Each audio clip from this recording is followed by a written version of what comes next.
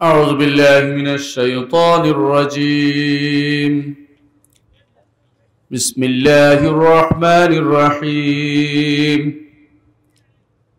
إنهم فتية آمنوا بربهم وزدناهم هدى. الحمد لله. আলহামদুলিল্লাহ, আজকে আমাদের প্রিয় ভাইদের সাথে দিনই একটি মজলিসে একত্রিত হওয়ার আল্লাহ তৌফিক দিয়েছেন বলে আলহামদুলিল্লাহ।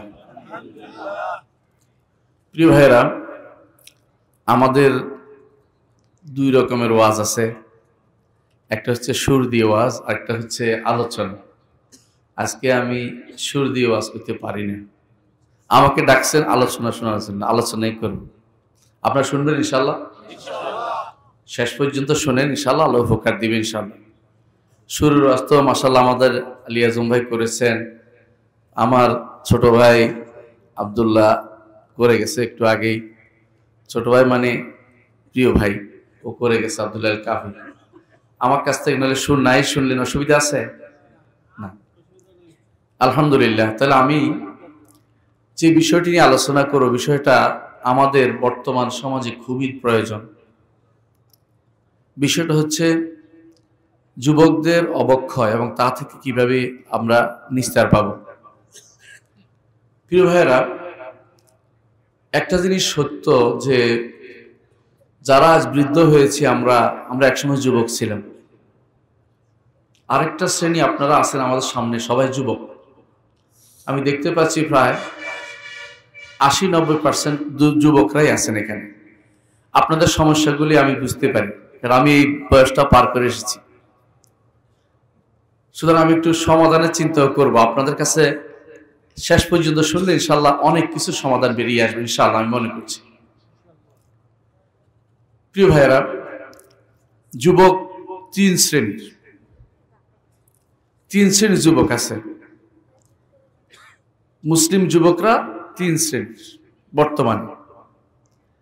এক শ্রেণীর যুবক যারা আল্লাহর উপর ঈমান রাখে, আখিরাতের উপর ঈমান রাখে। আমরা সবাই রাখি না আল্লাহর উপর ঈমান, আখিরাতের উপর ঈমান? ইনশাআল্লাহ। ফেরেশতার উপর ঈমান রাখে, নবীদের উপর ঈমান রাখে। তারাই আবার কিতাবের উপর ঈমান রাখে, তাকদীরের উপর ঈমান রাখে। ঈমানের 6টি বিষয়ে তাদের কোনো ঈমানের কোনো ঘাটতি নেই। যুবকদের আরেকটি গোষ্ঠী আছে, এই গোষ্ঠী আরো কি করে, তারা আরকানুল ইসলাম, ইসলামের যে সমস্ত রোকন আছে, সালাত আদায় করে, যাকাত দেয় যতটুকু যদি তার অর্থ থাকে। আর রমজান মাস আসলে মাশাআল্লাহ সাওম পালনের জন্য সবাই অনেক রকমের মসজিদে একত্রিত হয়। অনেক সময় তারা কিন্তু মানুষদেরকে সকালবেলা জাগিয়েও দেয়। অনেকে যুবকরা পালাক্রমে অনেক ভালো কাজও করে। যুবকদের মধ্যে এই জাতীয় যুবক যারা আছে, তারা অনেকেই আবার সমাজের কল্যাণের কাজও করে। যখন দেখবেন যে কোথাও আল্লাহ এবং তার রাসূলের বিরুদ্ধে কথা হচ্ছে, যুবকরা কিন্তু খেপে যায়। কোথাও কোরআনের বিরুদ্ধে কেউ কথা বলছে, যুবকরা খেপে যায়, তাই না? ভালো কাজ। আবার দেখবেন যে কোথাও আল্লাহ এবং রাসূলের দ্বীনের বিরুদ্ধে কেউ কথা বলছে, তারা কিন্তু চুপ থাকে না। এদের মধ্যে আরেকটা গোষ্ঠী আছে যারা আল্লাহর পথে দাওয়াত দেয়। এই যে আমার সাদ্দাম দাওয়াত দিল, আল্লাহর পথে দাওয়াতের কাজ করে সে। এরকম আপনারাও আছেন, অনেকে আল্লাহর পথে দাওয়াতের কাজ করে। অনেকে আছে সৎ কাজের আদেশ দেন, অসৎ কাজ থেকে নিষেধ করেন। সমাজে অন্যায় যেগুলো, এগুলির পিছনে লেগে থাকেন যে কিভাবে এগুলো দূর করা যায়। অনেকে সত্য বলেন, সত্য মানেন। অনেকে আছে মানুষের কল্যাণ চান, যাদের চরিত্র অনেক সুন্দর, এরকম অনেক গোষ্ঠী আছে। প্রত্যেকটি কাজ হিকমতের সাথে করেন, বাড়াবাড়ি ছাড়াছাড়ি করেন না। এই যুবক আমরা কামনা করি যে সমাজে প্রত্যেকটি মানুষ এরকম হয়ে যাক, ঠিক কিনা বলেন? এতক্ষণ যাদের কথা বলছি, কে না চায় যে এটা হতে? আপনি কি চান এটা হতে? কে কে চান দেখি হাত তোলা দিয়ে। এরকম ভালো যুবক হতে চাই আমরা। আমিও পুরো বয়স হলেও যুবক হতে চাই, কি বলেন? ইনশাআল্লাহ আমরা এরকম যুবক হতে চাই যাদের ব্যাপারে আল্লাহ তাআলা বলেছেন ইন্নাহুম ফিতিয়াতুন আমানু বিরাব্বিহিম। এরা হচ্ছে কিছু যুবক যারা তাদের রবের উপর ঈমান এনেছে, ওয়াজিদনাহুম হুদা, আর আমরা তাদের হেদায়েতকে বাড়িয়ে দিয়েছি। ঈমান যদি কেউ ঠিকমতো আল্লাহর উপর আনে, আল্লাহ হেদায়েত বাড়িয়ে দেন, উত্তরোত্তর বৃদ্ধি করে দেন। যখনই আপনি হেদায়েতের পথে লেগে থাকবেন, আল্লাহ আপনার হেদায়েত আরো বাড়িয়ে দিবেন। ওয়াল্লাযীনা ইহতাদাউ যাদাহুম হুদা, আল্লাহ বলেন যারা হেদায়েত প্রাপ্ত হয়েছে আল্লাহ তাদের হেদায়েত বাড়িয়ে দেন। আর অন্যায়ের পথে গেলে অন্যায়ের দিকে আরেক দূর এগিয়ে গেলেন। আপনি যদি কোনো মসজিদের দিকে এক পা আগান, আল্লাহ তাআলা আপনার তার সন্তুষ্টি আপনার জন্য বেশি করে ঢেলে দেন। প্রতিটি কদমে যুবকদের জন্য সন্তুষ্টি লিখিত আছে, বৃদ্ধদের জন্য আছে। অর্থাৎ মসজিদের দিকে আপনি এগিয়ে গেলে আল্লাহ তাআলা আপনাদের এগিয়ে আসবেন। রাসূলুল্লাহ সাল্লাল্লাহু আলাইহি ওয়াসাল্লাম বলেছেন, হাদিসে কুদসিতে আল্লাহ তাআলা বলেন, কোন বান্দা যদি আমার কাছে এক বিগত এগিয়ে আসে, আমি তার জন্য এক হাত এগিয়ে আসি। কি জন্য? পুরস্কার দেওয়ার জন্য। আর যদি কেউ এক হাত এগিয়ে আসে, আমি তার জন্য পুরো এক গজ মানে 2 হাত এগিয়ে আসি। যখন এক বার বলা হয় তখন আমি পূর্ণ এক বার তার জন্য এগিয়ে আসি। হাতের দূর, বাড়ের দূর, মানে এর দূর পর্যন্ত, মানে বোঝানোর জন্য বেশি এগিয়ে আসে। আর কি রাসূল বলেছেন যে কেউ যদি আমার দিকে হেঁটে আসে, আমি তার দিকে দ্রুত বেগে তার দিকে আসি। আল্লাহ তাআলার বাণী সত্য না অসত্য? সত্য। বর্ণনা করছেন কে? রাসূলুল্লাহ সাল্লাল্লাহু আলাইহি ওয়াসাল্লাম। আল্লাহর কথা রাসূল বর্ণনা করছেন। সুতরাং এই বান্দারা যারা হেদায়েতের পথে আছে, আল্লাহ তাআলা তাদের হেদায়েত বাড়িয়ে দিন, আমিন। আরেক গোষ্ঠী আছে যুবকদের মধ্যে যারা পথভ্রষ্ট, আমাদের সমাজে আছে। আপনিও দেখবেন রাস্তার কোনায় দাঁড়িয়ে আছে, আপনার ছেলে আপনার মেয়ে স্কুলে যেতে পারছে না, মাদ্রাসা যেতে পারছে না, রাস্তার পাশে বসে গান বাজাচ্ছে উচ্চ স্বরে, পাশের দাম পিটাচ্ছে, আপনি ঘুমাইতে পারছেন না। এরকম যুবকও আছে। আকীদা নষ্ট, চালচলন নষ্ট, ইবাদতে সবকিছু উল্টাপাল্টা, অহংকার হয়ে আছে এবং হক সে কখনো গ্রহণ করে না, হক দিলেও গ্রহণ করে না। বাতিল যদি পায় সবার আগে সেদিকে এগিয়ে যায়। এমনকি তার কর্মকাণ্ড সব হচ্ছে কিরকম? আমিত্ব, আমি সব করব, আমি পাবো, আমি করব, এরকম একটা যুবক তার মধ্যে কাজ করে। দুনিয়ার জন্য যেন তাকে সৃষ্টি করা হয়েছে, সেও দুনিয়ার জন্য। দুনিয়া পাইলে সে খুশি, হালাল হারামের কোনো তোয়াক্কা করে না। আবার তা কি করে? সে যখন সে কোনো কিছু অন্যায় দেখে এটা নিতে চায়, কোনো বাধা দেয় না, তাকে বাধা দেয় না। এরকম যুবক আমাদের সমাজে আছে কিনা? আছে কিনা? আছে, এরকম যুবকও আছে। আরেক ধরনের যুবক আছে, এরা বড় সমস্যা আছে ভাই। 2 ধরন আছে, একদম আল্লাহ স্পেশাল বান্দা যারা। আরেক ধরন আছে একেবারে পথভ্রষ্ট গোষ্ঠী আছে। আল্লাহ তাআলা উভয়ের জন্যই আল্লাহ তাআলা তাদের রব। কখন কাকে হেদায়েত দেয় কেউ বলতে পারবে না, আবার কখন আল্লাহর পথ থেকে দূরে সরিয়ে দেয় কেউ বলতে পারবে না। এই জন্য কেউ যেন অহংকারী না হয়ে যায়, যে হেদায়েত প্রাপ্ত যুবক আছে সেজন্য হেদায়েতে লেগে থাকে, আর যে যুবক পথভ্রষ্ট হয়ে আছে সে যেন ফিরে আসে আল্লাহর দিকে। আল্লাহ প্রতিদিন তার বান্দাকে ডাকেন। শেষ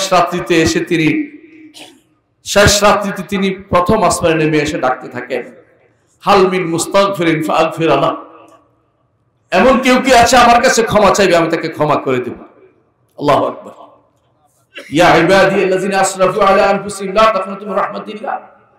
হে আমার বান্দারা যারা নিজের নফসের উপর জুলুম করেছো, আল্লাহর রহমত থেকে নিরাশ হইও না।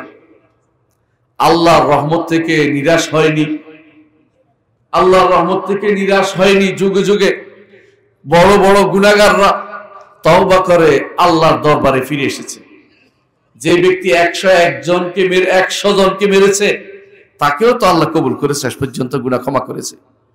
সুতরাং আর যারা অপরাধী আছে আমার যুবক সম্প্রদায় ভাইদেরকে বলবো, আল্লাহ তাআলা আপনার জন্য বিছিয়ে রেখেছেন তার রহমতের ডানা। আল্লাহ তাআলা তার ক্ষমাকে বিছিয়ে রেখেছেন। হতাশ হওয়ার কোনো কারণ নেই।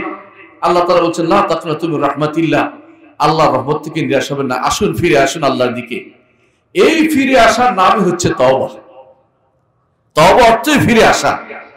আমরা তওবা অর্থ অনেকেই বুঝি পাগড়ি দিয়ে কেউ ধরে কারো কিছু বলা, এগুলি না। আল্লাহর দিকে ফিরে আসা, এই আল্লাহর দিকে ফিরে আসা হচ্ছে আল্লাহ তাআলা বলেন ফাফিরু ইলাল্লাহ, আল্লাহর দিকে পালিয়ে আসো। কেন পালিয়ে আসতে হবে? কারণ অন্যদিকে গেলে যে আপনার পালানোর কোনো জায়গা নেই। লা মালজা ওয়ালা মানজা ইল্লা ইলাইকা। রাসূলুল্লাহ সাল্লাল্লাহু আলাইহি ওয়াসাল্লাম রাতের শোয়ার সময় দোয়াটির কথা বলেছেন, তাতে আছে যে পালানোর কোনো জায়গা নেই, নাজাত পাবার কোনো জায়গা আমার নেই। আমরা কি পালাতে পারবো? কোথায় যাব বলেন তো? মরে গেলেও তার কাছে, তাই না? মরার পরে হাসরের মাঠে যখন উঠবো, বিশাল মাঠ, যুবক, হে যুবক, আমি কি পালাতে পারবো? আপনি পালাতে পারবেন? কোথাও যেতে পারবেন না। ওয়াল মালাকু আলা আরজাইহা ওয়া ইয়াহমিলু আরশা রাব্বিকা ফাওকাহুম ইয়াওমাইযিন সামানিয়া। ফেরেশতারা ওই বিশাল মাঠের চারপাশে পাহারা দিবে। কেউ যে বলবে যে আমাকে বোধহয় ভুলে যাবে, তা কিন্তু না। লাকাদ আহসাহুম ওয়া আদ্দাহুম আদ্দা ওয়া কুল্লুহুম আতিহি ইয়াওমাল কিয়ামাতি ফারদা। আল্লাহ একটা একটা করে গুণে রেখেছেন। এই লক্ষ কোটি কোটি কোটি প্রাণী, মিলিয়ন বিলিয়ন প্রাণী, কেউ হাসরের মাঠ থেকে পালাতে পারবে না। আল্লাহ বলছেন একটা একটা করে তিনি হিসাব নিবেন। একজন একজন করে আপনার হিসাব নিবেন, আমারও নিবেন। মনে করেন না শুধু হুজুরের হিসাবটা নিবে, আমার মতো নিবে না, আপনারও কিন্তু হিসাব নিবে। যত তাড়াতাড়ি সম্ভব আল্লাহর দিকে প্রত্যাবর্তনের মধ্যে আমার মর্যাদা রয়েছে। যত তাড়াতাড়ি ফিরবেন তত তাড়াতাড়ি আল্লাহ তাআলা আপনাকে তার রহমত দিয়ে ঢেকে দিবেন। রাসূলুল্লাহ সাল্লাল্লাহু আলাইহি ওয়াসাল্লাম বলেছেন, আল্লাহ তাআলা বান্দার তওবাতে এত খুশি হয় ওই ব্যক্তির মতো যে ব্যক্তি মরুভূমিতে আছে। মরুভূমিতে তার উটের সাথে খাবার আর পানীয় আছে। কোনো এক জায়গাতে বসে সে একটু ঘুমাই নিচ্ছে, মনে করছে যাবে, উঠে দেখে খাবারও নাই, উটও নেই। এদিক সেদিক ঘুরে না পেয়ে দেখে মনে করলো আর মরে যাচ্ছি, থাক মরেই যাই। শুয়ে গেছে যে আর উঠার কোনো সুযোগ নেই। ঘুম থেকে উঠে দেখে, চোখ খুলে দেখে যে চোখের সামনে ওটও আছে, খাবারও আছে। চিৎকার করে বলে উঠলো, আল্লাহ তুমি আমার বান্দা, আমি তোমার রব। মানে ভুল করে ফেলছে অতি সাহায্যে। আল্লাহ তাআলা ভুল করেন না, কিন্তু তিনি এত খুশি হন, বান্দার তওবাতে তিনি খুশি হন। আল্লাহ তাআলা আপনাকে ডাকছেন বারবার, যত অপরাধী হোক আপনি কিন্তু ফিরে আসবেন। সুতরাং হে যুবক, আপনাকে বলছি আপনি আল্লাহর দরবারে ফিরে আসুন, আল্লাহর দরবারে ফিরে আসুন।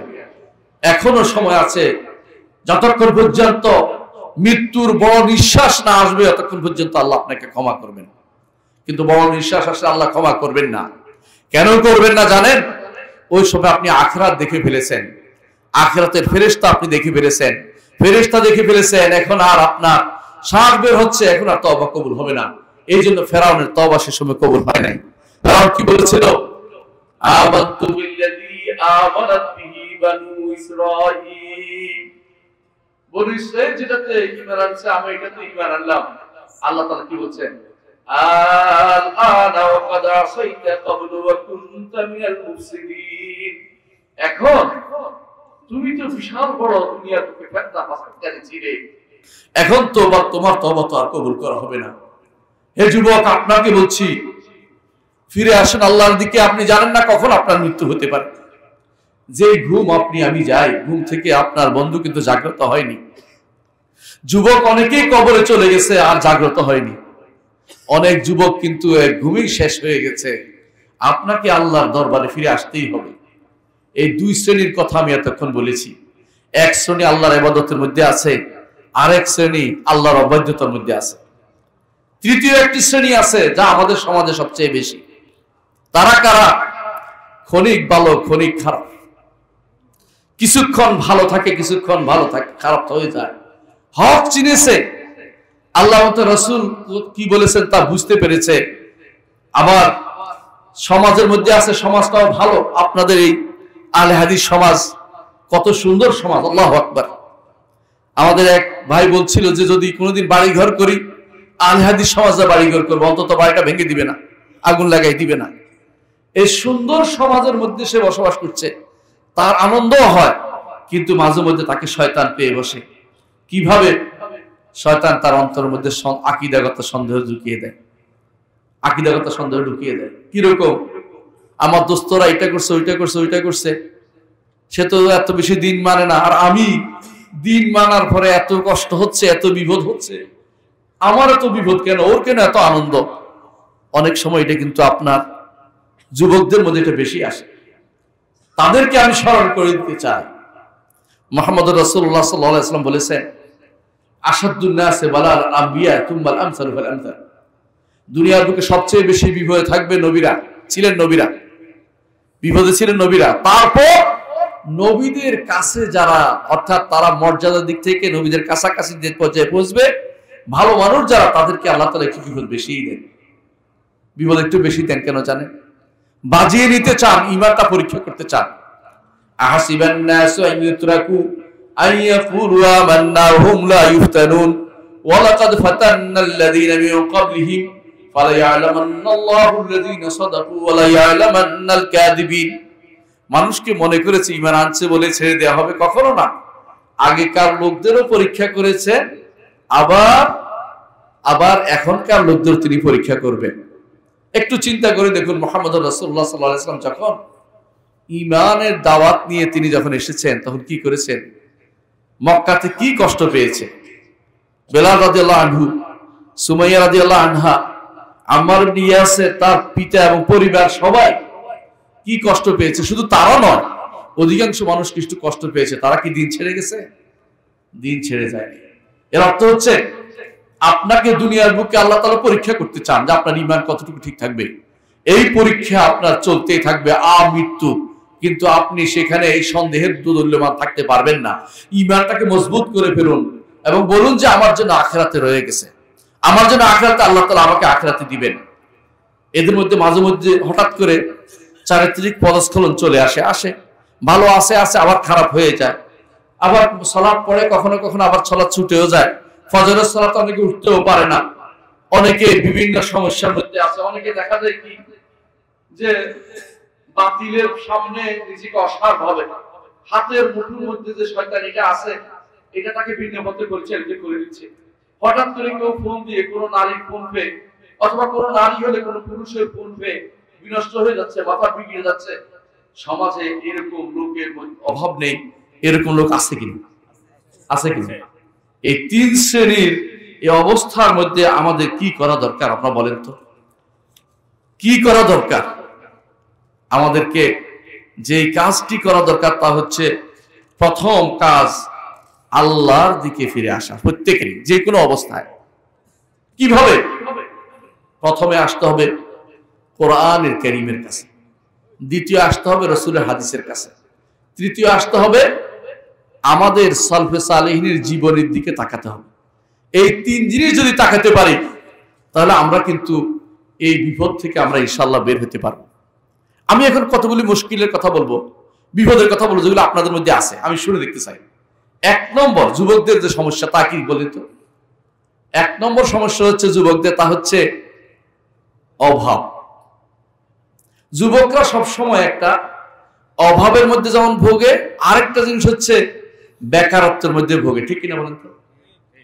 বেশিরভাগ যুবক মনে করে ভবিষ্যৎ জীবনে আমার কি হবে, আমার তো কোনো কাজ দেখতেছি না, পড়ালেখা করছে চাকরি দেখতেছি না, চাকরির তো কোনো সুরাহা হতেছে না।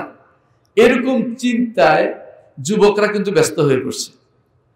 যুবকদেরকে আমি বলবো, এই সমস্যা কিন্তু তাদের অনেক আছে। এটাতে কিভাবে বের হতে পারবেন? এটা থেকে বের হতে পারবেন আপনি নিজেকে ব্যস্ত রাখুন, নিজেকে একটা কাজ দিন, একটা কাজে ব্যস্ত রাখুন। যতক্ষণ পর্যন্ত আপনার কোনো চাকরির ব্যবস্থা না হচ্ছে, যতক্ষণ পর্যন্ত আপনার কোনো কর্মের ব্যবস্থা না হচ্ছে, ফ্রি ঘুরাঘুরি না করে, সময় ব্যয় না করে, সময়টাকে কাজে লাগান। আর সময় কাজে লাগানোর সর্বোত্তম উপায় হচ্ছে আল্লাহর বাণী পড়া, আল্লাহর বাণী পড়া, রাসূলের হাদিস পড়া এবং দাওয়াতের কাজে লেগে থাকা। যুবকরা দাওয়াতের কাজে লেগে থাকবে, তাহলে তাদের মধ্যে শয়তান প্রবেশ করতে পারবে না। যুবকরা মসজিদমুখী হবে, নিয়মিত মসজিদে আসবে, শয়তান তাকে প্রলুব্ধ করতে পারবে না। যত বেশি মসজিদমুখী হবে শয়তান তত বেশি পালাতে থাকবে, কারণ তাকে তখন আর ধোঁকা দিতে পারবে না। দ্বিতীয়, যুবকরা যে বিপদে ভোগে সেটা বলতেছি, এটা কি বলেন তো? আমি বলি, আপনারা শোনেন। দ্বিতীয় সমস্যা হচ্ছে বড়রা তাদের সাথে আর খুশ গল্প করে না। ছোট বাচ্চার সাথে যত মিশে যুবকদের সাথে তত মিশে না। আর ছোটরা তাদের সাথে এক পাল্লায় যায় না। তখন তারা মনে করে আমরা তো আলাদা প্রজন্ম, আলাদা জগতের মানুষ, এরকম তাদের মধ্যে একটা অভাব কাজ করে থাকে। কি করতে হবে এটাকে? এটার জন্য সবচেয়ে বেশি দরকার রাসূলের হাদিসকে স্মরণ করা। রাসূলুল্লাহ সাল্লাল্লাহু আলাইহি ওয়াসাল্লাম বলেছেন, মাল্লাম ইয়ারহাম সগীরানা ওয়ালাম ইউআক্কির কাবীরানা ফালাইসা মিন্না। আমাদের ছোটদেরকে যে সম্মান স্নেহ করবে না, বড়দেরকে যে সম্মান করবে না, সে আমার উম্মতের অন্তর্ভুক্ত নয়। তারা সমাজের সাথে মিশতে হবে।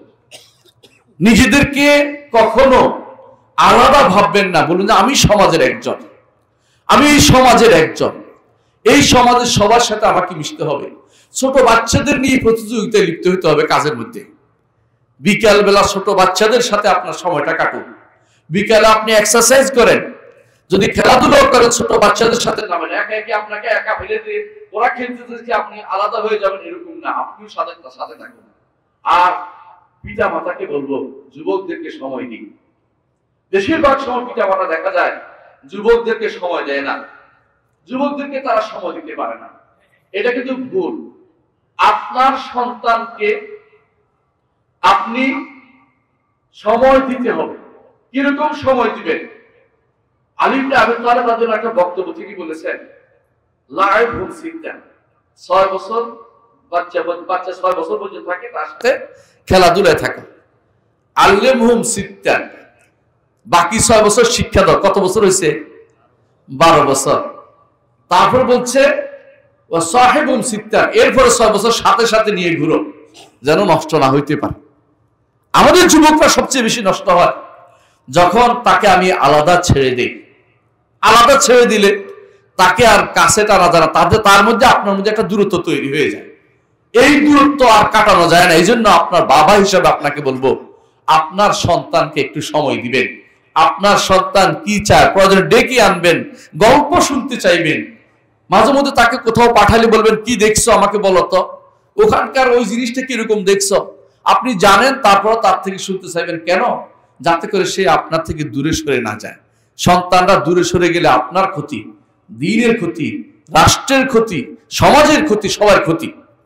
3 নম্বর সমস্যা কি বলেন তো? 3 নম্বর সমস্যা হচ্ছে খারাপ বন্ধু বান্ধব জোগায় ফেলছে।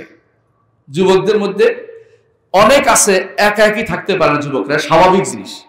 যুবকটা কি করে কিছুক্ষণ ভালো মানুষের থাকে, ভালো, অনেকক্ষণ পরে মনে হয় যে ওই বেটা তো কি জানি বলছে, শুনে আসি। ওর সাথে বসে বসে কতক্ষণ কি টানতেছে, সিগারেট টানতেছে। এরপর দেখবেন তার সাথে খারাপ গল্প করতেছে, সিনেমার গল্প করতেছে, কোথাকার কি হারাম দেখে আসছে এটার গল্প করতেছে। এইটা তো বড় মারাত্মক জিনিস। এই বন্ধুত্ব খুব খারাপ জিনিস। রাসূলুল্লাহ সাল্লাল্লাহু আলাইহি ওয়াসাল্লাম বলেছেন, আল মারউ আলা দীনি খালিলিহি, একজন মানুষ তার বন্ধুর ধর্মের দ্বীনের উপর বড় হয়। ফালিয়ানজুর আহাদুকুম মান ইউখাল, তোমাদেরকে কার সাথে বন্ধু করছে একটু জেনে নাও। রাসূলুল্লাহ সাল্লাল্লাহু আলাইহি ওয়াসাল্লাম আরো বলেছেন যে খারাপ বন্ধুর উদাহরণ হচ্ছে কামারের হাঁপড়ের মতো, হয় সেটা তোমাকে পড়িয়ে দিবে, না হয় সেটা থেকে দুর্গন্ধ বের হবে। সুতরাং খারাপ বন্ধু আপনি অবশ্যই অ্যাভয়েড করে চলবেন। যুবকদেরকে বলছি, খারাপ বন্ধু অ্যাভয়েড করে চলবেন, খারাপ বন্ধু অ্যাভয়েড করে চলবেন। আবু বকর রাদিয়াল্লাহু আনহু, আবু বকর রাদিয়াল্লাহু আনহু জাহিলি যুগে রাসূলের সঙ্গী ছিলেন, বন্ধু ছিলেন। ইসলামে এসে তার লাভ হয়েছে না ক্ষতি হয়েছে? বলেন, লাভ হয়েছে। বরং শুধু এটা নয়, যতগুলি বন্ধু ছিল আবু বকরের সবাই প্রথম ইসলাম গ্রহণ করেন। আব্দুর রহমান ইবনে আউফ, সাদ ইবনে আবি ওয়াক্কাস, ওসমান ইবনে আফফান, এই যতগুলি আশারা মুবাশশারা, অর্থাৎ যাদের 10 জন যাদের ইসলাম গ্রহণ, যাদের প্রথম ইসলাম গ্রহণ করেছে, সবাই আবু বকর রাদিয়াল্লাহু আনহুর বন্ধু ছিলেন। চিন্তা করে দেখেছেন কেমন উপকার হয়েছে? এই জন্য আপনার বন্ধু যেন বন্ধু নির্বাচনে ভুল করবে না, দয়া করে। যেই বন্ধু আপনাকে হারানোর দিকে টানে, ওই বন্ধুকে কখনো বন্ধু বানাবেন না। এটাকে অবশ্যই পরিত্যাগ করবেন, কোনোভাবে সেটাকে এটার সাথে কথা বলবেন না। 4 নম্বর যে সমস্যা যুবকদের, সেটা কি? 4 নম্বর সমস্যা হচ্ছে যা পায় তাই পড়ে, যা পায় তাই শুনে, যা পায় তাই দেখে। কি আছে? শর্ট মেসেজ আছে, মেসেজ দেখতেছে, পত্রিকা পড়তেছে, ফেসবুকিং করতেছে, হোয়াটসঅ্যাপ চালাচ্ছে, ইনস্টাগ্রাম চালাচ্ছে, টুইটার চালাচ্ছে। এগুলি কি আপনার শেষ পর্যন্ত কোনো উপকার দিছে? দেখেছেন আপনি কোনো উপকার দিছে? বিশ্বাস করুন, সময় নষ্ট। আগে একটা সময় ছিল মানুষ পুকুর বাড়িতে বেড়াতে যেত, খালার বাড়িতে বেড়াতে যেত। এখন এই হাতের মুঠোর ভিতরে এটা আসার কারণে পাশে কে আছে এটা ভুলে গেছে। ঠিক কিনা বলেন? 2-3 বন্ধু বান্ধব একসাথে বসে আছে, কিন্তু কেউ কিন্তু কারো দোস্ত ভালো আছে কিনা জিজ্ঞাসা করতে, সবাই তার হাতের এটা নিয়ে ব্যস্ত আছে। এইটা আপনার সময় নষ্ট করছে। সময়টা হচ্ছে জীবন, সময়টা হচ্ছে জীবন। আল্লাহ তাআলা বলছেন ইন্নাল ইনসানা লাফি খুসর ওয়াল আসর ইন্নাল ইনসানা লাফি খুসর। সময়ের শপথ, প্রত্যেকটা মানুষ ক্ষতিগ্রস্ততার মধ্যে আছে। ইল্লাল্লাযীনা আমানু ওয়া আমিলুস সালিহাত ওয়া তাওয়াসাউ বিল হক ওয়া তাওয়াসাউ বিস সবর। 4টি কাজ যে ব্যক্তি করবে এর বাইরে যেটাই হবে ক্ষতিগ্রস্ত হবে। একটা কি? ঈমান, আমলে সালেহ, দাওয়াত, সবর। এই 4টি কাজের মধ্যে আপনার সময় ব্যয় করতে হবে। এর থেকে এদিক সেদিক সময় ব্যয় করছে, এটা আপনার জন্য ক্ষতির কারণ আছে। যুবকদের বলছি, সারা রাত ধরে শুয়ে শুয়ে আপনি যেটা করেন এটা আল্লাহ দেখছে কি? আল্লাহ দেখেন না? না, আল্লাহ দেখেন। আপনি যে সারা রাত ধরে হারামের প্রদর্শনী করে যাচ্ছেন, হারাম দেখে যাচ্ছেন, সারা রাত ধরে আপনি পর্নোগ্রাফি দেখছেন। এই পর্নোগ্রাফি একবার যদি কেউ আসক্ত হয়ে যায়, এটা থেকে বের হওয়া কঠিন। এর থেকে বের হওয়ার জন্য একটাই আপনার জন্য অনুরোধ থাকবে, সেটা হচ্ছে আপনার মোবাইলটা ফেলে দেন, ভেঙে ফেলুন, ভেঙে ফেলুন। আল্লাহকে ভয় করে, আল্লাহকে ভালোবেসে ভেঙে ফেলুন এটা। দ্বিতীয় একটা বাটন সেট নেন, যা দিয়ে আপনি আর ওই পর্নোগ্রাফি দেখার সুযোগ পাবেন না। আপনি হয়তো বলতে পারেন যে আমি কিভাবে যোগাযোগ রাখবো? বাটন সেট যথেষ্ট আপনার জন্য, আপনার জন্য বাটন সেট যথেষ্ট। কারণ আপনাকে এটা ডুবাবে দুনিয়া আখিরাতে সামান্য কিছু মজা, চোখের মজা পাওয়ার জন্য। আপনি কিন্তু দুনিয়া আপনার আখিরাত বরবাদ করে দিচ্ছেন। যে জীবনের কোনো শেষ নাই, জীবনের শেষ আছে, আখিরাতের শেষ নাই। সে জীবন কানলে কি আবার ফেরত দিবে? দুনিয়াতে দিবে না। সেদিন কি বলবে? রব্বির জিউনি লাআল্লি আ'মালু সালিহান ফীমা তারাক। আল্লাহ একটু ফেরত দেন, এবার গেলে আর কোনোদিন এই সবকিছু দেখবো না, শুধু আমল সালেহ করব। আল্লাহ কি বলবেন? কাল্লা ইন্নাহা কালিমাতুন হুয়া কাইলুহা। কখনো নয়, এটা কথার কথা, এটা বলবেই তারা, এরা কোনোদিন ঠিক হবে না। আল্লাহর দিকে এখনই ফিরে আসার সময়, যে কোনো সময় ছেড়ে দেন এই বাটন, এই ফোনগুলি ছেড়ে দেন। বাবা মার সাথে ঝগড়া করে কিনেছেন, বাবা বিদেশে আছে, টাকা না পাঠালে মরে যাবেন, বাবা ভয়ে পাঠাইছে, বাবাকে ভীত করে যেটা নিয়েছে এটা ভালো কাজ হয়। বাবার কাছে ফেরত দিয়ে দেন, যেটা আমার দরকার নেই, আমার একটা বাটন সেট হলে যথেষ্ট, আমি হারামের ভিতরে ঢুকবো না। কারণ এটা একবার ঢুকলে আপনাকে হারামের দিকে নিয়ে যাবে, হারামের দিকে নিয়ে যাবে, হারাম থেকে বের করতে পারবেন আপনাকে। এই জন্য যদি আপনার সময় থাকে, চোখটাকে কাজে লাগান। চোখটাকে সবচেয়ে উত্তম কাজে কি জানেন? আল্লাহর বাণী পড়া, আল্লাহর বাণী পড়া। মসজিদে এসে 5 মিনিট আগে আসেন না, অসুবিধাটা কি? 10 মিনিট আগে আসেন না, আজানের পরপরই চলে আসেন। আজানের পরপরই এসে যদি আপনি সুন্নতটা পড়েন, আমাদের সমাজ এখন সুন্নত উঠে গেছে, সুন্নতটা পড়া কিন্তু জরুরি। প্রতিদিন আল্লাহ আপনার জন্য জান্নাতে একটা ঘর বানায়। আল্লাহু আকবার। 12 রাকাত সুন্নত যদি একদিন পড়তে পারে, আল্লাহ শুকরিয়া আদায় করবে, আল্লাহ আজকে আমার একটা ঘর হয়েছে। পারবেন না?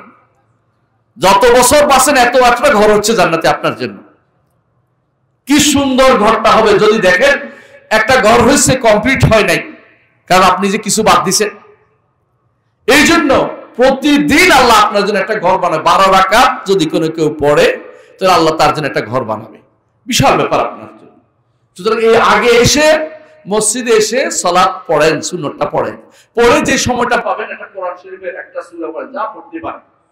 কোরআন পড়তে পারেন না, আপনার মতো দুর্ভাগ্য আর কেউ নেই। আল্লাহর বাণী পড়তে পারি না, আল্লাহর বাণী পড়ার জন্য ইমাম সাহেবের সাথে লেগে যান। ইমাম সাহেব আমাকে শিখিয়ে দেন, আপনাকে প্রয়োজনে আদালত খাওয়াবো, পয়সা দিব, তারপর ইমাম সাহেবকে খুশি করাইয়া। ইমাম সাহেব তো অল্পতেই খুশি, যে ছেলে কোরআন পড়তে আসছে, আপনি কি জানেন? আসলে কিন্তু খুশি হয়। আপনি দেখবেন যে আসলে খুশি হবে। আল্লাহর ওয়াস্তে যুবকদেরকে বলবো, এই সময়টা কাজে লাগান, এটা আপনার জন্য আখিরাতে কাজে লাগবে। এই যে সময়টুকু আপনি দিচ্ছেন, কষ্ট করে পড়তেছেন কোরআন, রাসূলুল্লাহ সাল্লাল্লাহু আলাইহি ওয়াসাল্লাম বলেছেন তার জন্য ডবল সওয়াব আল্লাহ তাআলা লিখেছেন। আল্লাহু আকবার। ডবল সওয়াব, কষ্ট করছেন এই জন্য। সুতরাং সময়টা কাজে লাগান। আরবি পড়বো না, বা অনুবাদ পড়েন, আরবি অনুবাদ করতে পারেন, তাফসীর পড়েন, যদি এটা না পারেন হাদিস পড়েন। রিয়াদুস সালেহিন এমন এক হাদিসের কিতাব, আল্লাহু আকবার, পড়বেন আর হেদায়েত যেন গ্রহণ করছে। রিয়াদুস সালেহিন পড়েন, ঘরে ঘরে আছে আপনাদের, দয়া করে রিয়াদুস সালেহিন পড়েন, হাদিসের গ্রন্থটা।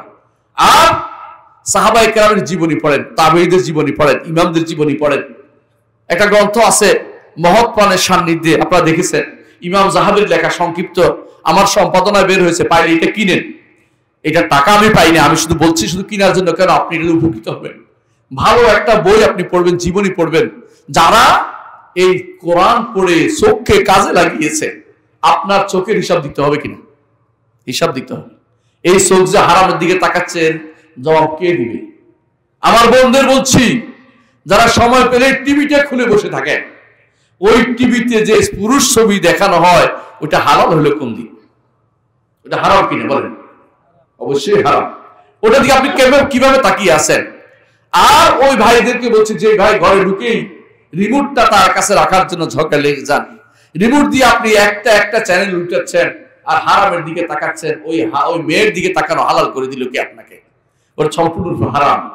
আপনার জন্য আপনার স্ত্রী ঘরে আছে, আপনার সন্তানদেরকে সময় দেন, তাদেরকে পড়ান, তাদেরকে দিন পড়ান, তাদেরকে দুনিয়ার জিনিস যা উপকারী সেটা পড়ার কোনো সমস্যা নেই। কিন্তু আপনার সময়টা এই বড় বাক্স, শয়তানের বাক্সের মধ্যে আপনি সময় নষ্ট করবেন না। প্রয়োজনে শয়তানের বাক্সটাকে বের করে দেন ঘর থেকে, ভেঙে ফেলুন। আমি বলবো না বিক্রি করেন, কারণ বিক্রি করলে গুনাহ হবে, আরেকজনে হারাম দেখবে। এই জন্য এটা কাজে লাগাতে পারবেন না, এটা কোনো পয়সা এটা কাজে লাগবে না। অনেকে আছে রমজান মাসের শেষের দিকে আসলে ওই খেলা দেখার জন্য, বিশ্বকাপ, অমুক কাপ তমুক কাপ দেখার জন্য কি কিনেন, বড় একটা কিনছেন, বড় একটা শয়তানি ঘরের ভিতরে ঢুকাইছেন। আপনি রেখে গেছেন, কবরে চলে যাবে, আপনার স্ত্রী, কন্যা, ছেলে, সন্তান যত কিছু দেখবে, আপনার কবরে সেটার কি বসবে? সব বসবে? কি বসবে? গুনাহ পৌঁছতে থাকবে। মনে রাখেন, আপনি ঘরের ভিতর হারাম রেখে গেছেন, আপনার ঘরের ভিতর থেকে অনবরত চুঙ্গার মাধ্যমে আপনার কবরে হারামের সব, হারামের গুনাহ পৌঁছতে থাকবে। দয়া করে অন্যায়টা করে যাবেন না, বিপদে ফেলে যাবেন না। নিজে এত কষ্ট করে কি জন্য আখিরাতকে বরবাদ করতে যাবেন? এটা করতে যাবেন না। প্রিয় ভাইরা, আর একজন 5 নম্বর যে সমস্যা, সেটা কি? কিছু কিছু যুবক মনে করে ইসলাম আমাদেরকে স্বাধীনতাকে সংকীর্ণ করে দিয়েছে। বিশ্বাস করুন, ইসলাম 5 নম্বর সমস্যা এটা। সে এটা চায়, ওটা চায়, উন্মুক্ত, এটা করতে চায়, ওটা করতে চায়। ইসলাম তো সংকীর্ণ করে দিয়েছে মনে করে। বিশ্বাস করুন, ইসলাম ওই পুরোপুরি সংকীর্ণ করে দেয়নি, হালাল বিকল্প দিয়ে দিয়েছে। বেবিচারের বিকল্প দিয়েছে কি বলেন? বিবাহ দিয়েছে কিনা? দিয়েছে। আপনাকে অন্য যে কোনো জিনিস হারাম করে দিয়েছে, তার বিকল্প কিন্তু ইসলাম দিয়ে দিয়েছে। যে বিকল্প, যেটা হারাম দিয়েছে, বিকল্প কিন্তু ইসলাম দিয়ে দিয়েছে। বিকল্পটা আপনি গ্রহণ করুন। আর মনে রাখবেন, ইসলাম ওইটাকে হারাম করেছে যেটা আপনার ক্ষতিকর, যেটা আপনার জন্য ক্ষতিকর, আপনার জন্য, সমাজের জন্য, রাষ্ট্রের জন্য ক্ষতিকর জিনিসটা শুধু হারাম করে দিয়েছে। এইটার জন্য আশা করবেন না, হারামের আশা করে আপনি আরাম পাবেন না। সুতরাং এটাকে আপনি বদলে করবেন। 6 নম্বর যে কাজটি আমাদের সমাজে আছে, সেটা কি জানেন? যুবকদের সমস্যা। এটা হচ্ছে কি, বেশিরভাগ বলে ডিপ্রেশনে ভুগতেছি, ঠিক না? ডিপ্রেশনে ভুগছি বলেন না যুবকরা, কিন্তু আপনি বিশ্বাস করেন, রিক্সাওয়ালা কোনদিন ডিপ্রেশনে ভোগে না, শুধু বড় লোকের ফলারাই ডিপ্রেশনে ভোগে। কারণটা কি বুঝতে পারবেন? কারণ নিজে কাজ করেন না, এই জন্য শয়তান আসে। অলস মস্তিষ্ক শয়তানের ভাষা। অলস মস্তিষ্ক রাখবেন না, কাজে নিজেকে ব্যস্ত রাখবেন। দেখবেন যে অনেকে ডিপ্রেশনে ভোগে। আমি বলি, তুমি ডিপ্রেশনে ভুগছো 2টা কারণে। একটা হচ্ছে তুমি সময় ব্যয় করতেছো অন্যায়ের পথে, এইটা করতে পারো না, তুমি ডিপ্রেশনে ভুগবা না। নিজেকে কাজে ব্যস্ত রাখো। আর কিছু না হোক খেত খামার করো, কিছু না হোক যে কোনো একটা চাকরিতে লেগে যাও, ডিপ্রেশনে তোমার আসবে না। ডিপ্রেশন ওই ব্যক্তি ভোগে যার কিছু নাই, বেকার ঘুরে বেড়ায়। যুবক মানুষ কখনো বেকার থাকতে পারে না। মুহাম্মদ রাসূলুল্লাহ সাল্লাল্লাহু আলাইহি ওয়াসাল্লাম সাহাবীরা যখন হিজরত করে মদিনায় আসছে, তারা কত লাখ লাখ টাকা নিয়ে আসছে না মদিনাতে? হ্যাঁ বলেন। কিচ্ছু আনে নাই, কবরদক শূন্য, কিচ্ছু নেই। মদিনায় এসে তারা কি করছে? বাজার, কোথায় বাজার? বাজারে যাইয়ে এখান থেকে ওখানে কেনা বেচা করে আলহামদুলিল্লাহ তারা ধনী হয়েছে। তারা কি লজ্জা করছে? আপনার কিসের এত লজ্জা? আপনার কেন এত লজ্জা? কেন লজ্জা করবেন? হে যুবক, কর্মের মধ্যে কোনো লজ্জা নেই, কাজ করে খাবেন, কাজ করতে শিখুন।